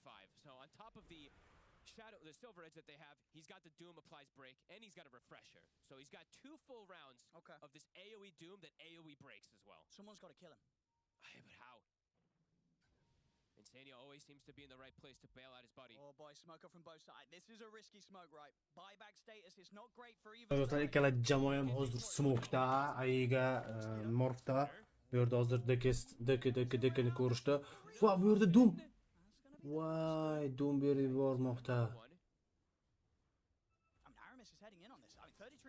Ashibka qildi do'stlar, ashibka. Liquiddan ashibka. Try and force it, despite the fact, as you say, they do have that refresher option ready. I think they might want to, because they have this Aegis, they have this blanket for 2 minutes for Mickey. A minute and 40 seconds left on the Aegis. And it's a big time to hit. If they kill some of these heroes that don't have buyback, it will be game over. Skeeter does have the buyback available. Boxy. He'll be safe. Nisha, with the Lotus. They're straight away, so Nisha's going to be held in position himself. Mickey gets it. Bu yerda hozir voy, yana Doom kelmoqda. Doom refresh bormi deyman Doomda. Voy, DKni olib ketib qolmoq. DK safety. DK safety. Do'stlar, DKni safe qilishmoqda maksimal darajada. Doom babkani ushlamoqchi. Babka minus bo'ladimi? Babka minus bo'ladimi? Yo'q, babka minus bo'lmadi. Doom minus bo'l. Doom minus bo'lmoqda do'stlar. Mickey hozir babkani minus qilmoqda. Hozir shatib deyman. O'zini safe qildi. Blink qilmoqda. Yo'q, shatib deyman, safe qilmoqda. Wow, tight qadar ham jo'da. Dragon Grenade nega? Wow, bu yerda Rubik minus Oracle. Mickey qoldi shu yerda. Mickey shu yerda. Va, qochib ketdi. Wow, Mickey. Still the overall Tundra, they hold. Insane execution of these team fights. They're able to kill Mickey the once through the false promise. They isolate everyone else. Nisha, he actually ends up getting Skeeter, but the buy bracket seems to catch Liquid a bit off guard. I mean, how much can Tundra do now? There's 4 dead, no buybacks on Liquid side. They got to get their lanes pushed out. Step 1, 3 cores are alive. Masalan, bu semirtiradigan narsa emas, bu go'sh va guruch hayvonlar. Because Mickey, he does ridiculous damage at this point if he does find somebody isolated. He's got so much money as well. 9,000 gold. Where can he still go with this? He's still got the ability to buy the Moon Shard. I mean, probably maybe is that it? Maybe just refreshers for his backpack first. Yep. Honestly, the Moon Shard not as effective. Maybe needs that one first, but they're hunting him. They're looking for him. He showed himself on that wave. They know he's around here. 33. Doesn't get the connection. And even if he did, Insania would have been around to help out. Was around and had the false promise ready. Liquid will get time for everyone to respawn. Do'stlar, 52 daqiqa juda ham shafqatsizona o'yin bo'lmoqda. Juda ham. You can feel it. Tundra really can. They've got to put everything into this. We know historically how much they've struggled to take a series against Liquid. But here today, and of course with their stand-in with Aramis, maybe just a little bit of a difference is able to sort of change the outcome. They've struggled time and time again to beat this squad. 9 has, buybacks back in a minute, so maybe wants to save his gold as well, too. He has enough to be able to buy the Abyssal, but might just have to save it. Zai, he's actually short on buyback because he doesn't have the gold. Same thing for Nisha, since they committed further items. And now, there is double Ravage. So and honestly, Tundra, 33, they can definitely still do it. It's a difficult game for him to get these Ravages off, but the last few fights, he's been able to do it. He sure has. He's been able to do it. And he hasn't gotten it stolen yet. I mean, Boxy, he stole it at the end of that fight there, but they actually controlled Boxy, and he wasn't able to get it off. These fights are just ridiculous. And Yamika, he does commit for his refresher, so he will have second round BKB and stuff like that if he's able to switch it in. Sure, and he's still got buyback gold. He does. So potential, for Liquid, do they just want to try to farm up these buybacks? I mean, it's difficult because you're scared to get picked off. Everything's about the fights at this point. It's just so scary to show yourself in a lane. You know, if you start to push out one of the lanes on your own, Tundra, they're going to go straight for you. Everything is going to be up to Execution still here. Yeah, they're the main buyback in question being Skeeters right now. He has to be very careful. Yeah, Nisha and Zai, they're just about 1,000 gold away from their own buybacks each, but yeah, for Skeeter it's still nearly 5 minutes. How's the smoke situation looking like again? I'll check it for us. There looks like there is a smoke available for the side of Tundra in a second. Liquid, I believe they also have one smoke. Yep. Okay. I think they have one in the shop too in a second as well, but okay, looks like Liquid, they are trying to farm their buybacks for these 2 cores, for the Bat Rider and the Doom. They're playing near each other as well, so they're trying to be as careful as possible to have the numbers in the next fight. But it is giving opportunities, of course. Tundra's buybacks, most are coming back up. The important one, of course, Skeeters, is going to be on cooldown for some time. Yeah, but I mean, we've seen from Tundra, they're not afraid to fight, even if they don't have that buyback ready. No, they know this is the sort of window where they might catch Liquid by surprise, because Liquid aren't going to expect them to go aggressive. Yeah. And everyone's doing so much damage. Yeah, but they're going to smoke up. There's no fear here from Tundra. They're down 28k, but they want to fight. They break it. They back away. Onalar 6000. Smoke. 8000 va morfda. Aganim shart yig'sa bo'lardi. The tensest moments I've felt in a long time in one of these type of games. I mean, absolutely, as I say, because of aganim shart. the struggles they've had, they don't want to let this one slip. Aganim sharti bor. Just for Tundra to be able to get this win against Liquid. Absolutely. Zai, Nisha, he's probably telling him, don't take my camp, this is my buyback. Yeah, they've got to get that buyback gold. Okay. 300 gold short, Zai. They're going to have 10 heroes. Tundra's only going to have 9. Okay. Well, they have 9 always, but yeah, they'll have 9 because there's no buyback. You know what I mean, yeah. 9? The player. Yeah, buybacks as well, they've got them all. Apart from Skeeter. Apart from 3 minutes. 4 minutes on Skeeter. Refreshlar ko'pligini qaranglar, refreshli time. See if we get those crazy neutral items online. A DD rune in the river. Oh, Mickey, he wants it. Are they going to bait him for it? Skeeter takes it. Voy, deki xato qilib qo'ydi. Deki safe'da. Qochadimi? Bakın koşup kaçmakta. Ya minus. Minus döke.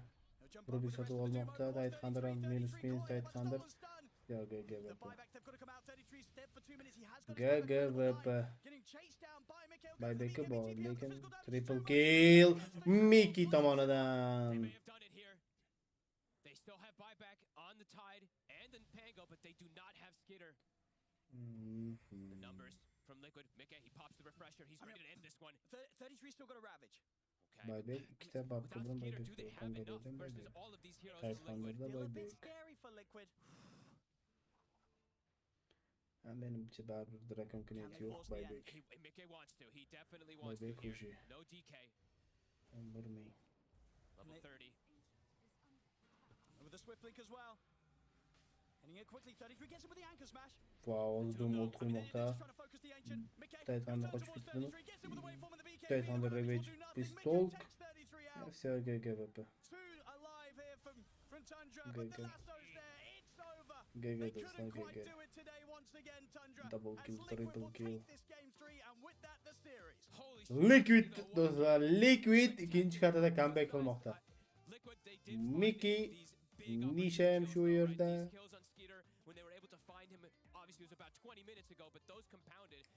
Liquid Jamoalar'ın ofisi. Insane execution. I cannot believe the whole game almost turns because of a Lotus reflected last up with the Aghanim's guy. Moment, that little turnaround, it was definitely quite the blip here on the road to success here for Liquid, but Liquid, they overcome that point. That was an unbelievable game. What a treat. Honestly, we're blessed. Great series. It really was. Great series. Honestly, we were like, all of us were looking, we're like, oh man, it's gonna maybe be 2 games. We go 3. Dostlar, Team Liquid ikkita karta hisobiga Fantastic DOTA today, ladies and gentlemen. Hope you enjoyed it. They will once again be able to take out Tundra 2-1 here with a victory today. What a game, what a series. Love it, love it. Wish it was a best of 5, but you know, no such luck for us today. But we were definitely indeed very much treated to an amazing best of 3 and a this last game, best game 3 we could have wished for. What a back and forth, what a hold by Tundra. Of course, in the end, it's not enough, and Team Liquid will take this victory and therefore will keep their series win streak alive. They are now, since May 2022, they have won every single series they played against Tundra, but boy, did they have to work for it. I'm joined by BSJ, Effie, and Jenkins, and I feel like it would be pointless going back to the laning stage or anything like that, so can we talk about those holds, Effie? That was some clutch play by both teams. And that was so wild. There was so much kiting. I think the most important thing to talk about is the ability of Tundra supports kite. The Shadow Demon had extreme impact. The cookie, everything. Like, you were getting these dooms off, but then you were just pushing people away, and then you're re-engaging with the Dragon Knight, and there was some bizarre things going on. There was this one time Batrider lassoed the Lotus Orb on DK, was it? And then Morphling got lassoed as well? Because the DK had Ags, and it's based on who has the Ags and who's getting Lotus. There were so much wild things going on that game. It was hard to keep track of, but for the most part, it felt like if Tundra were able to get a solid Ravage off on key targets, the fight went well for them, but sometimes the Ravages were going off on BKB targets or not the priority targets, and maybe it took a little bit too long for Tidehunter to play on that blink, because when he did get it, a lot of the fights looked better for Tundra. It looked like they could just follow up on the DK. But, I mean, after that point, it looked like it could have been anyone's game. But, I mean, Liquid just maintained such a high net worth lead throughout the entire thing in spite of it all. I want to highlight Mickey's build because it felt like Zai had all the weight on him to jump. And you were talking about how well they kited the dooms. And so Zai being allowed to be the secondary initiator with Mickey going the Silver Edge, Blink Dagger, Hurricane Pike. Not only is he able to jump in first, but he was also turned into the scout. He turned into the hunter, the bounty hunter Ricky-esque type hero, where he was the one that scouted out Skeeter. Skeeter was used to being the one just round the map, being the alpha, the hunter, the omega, you know, all that stuff. So I don't know what I'm saying there. He has a lot of synonyms. Effie's looking at me funny here.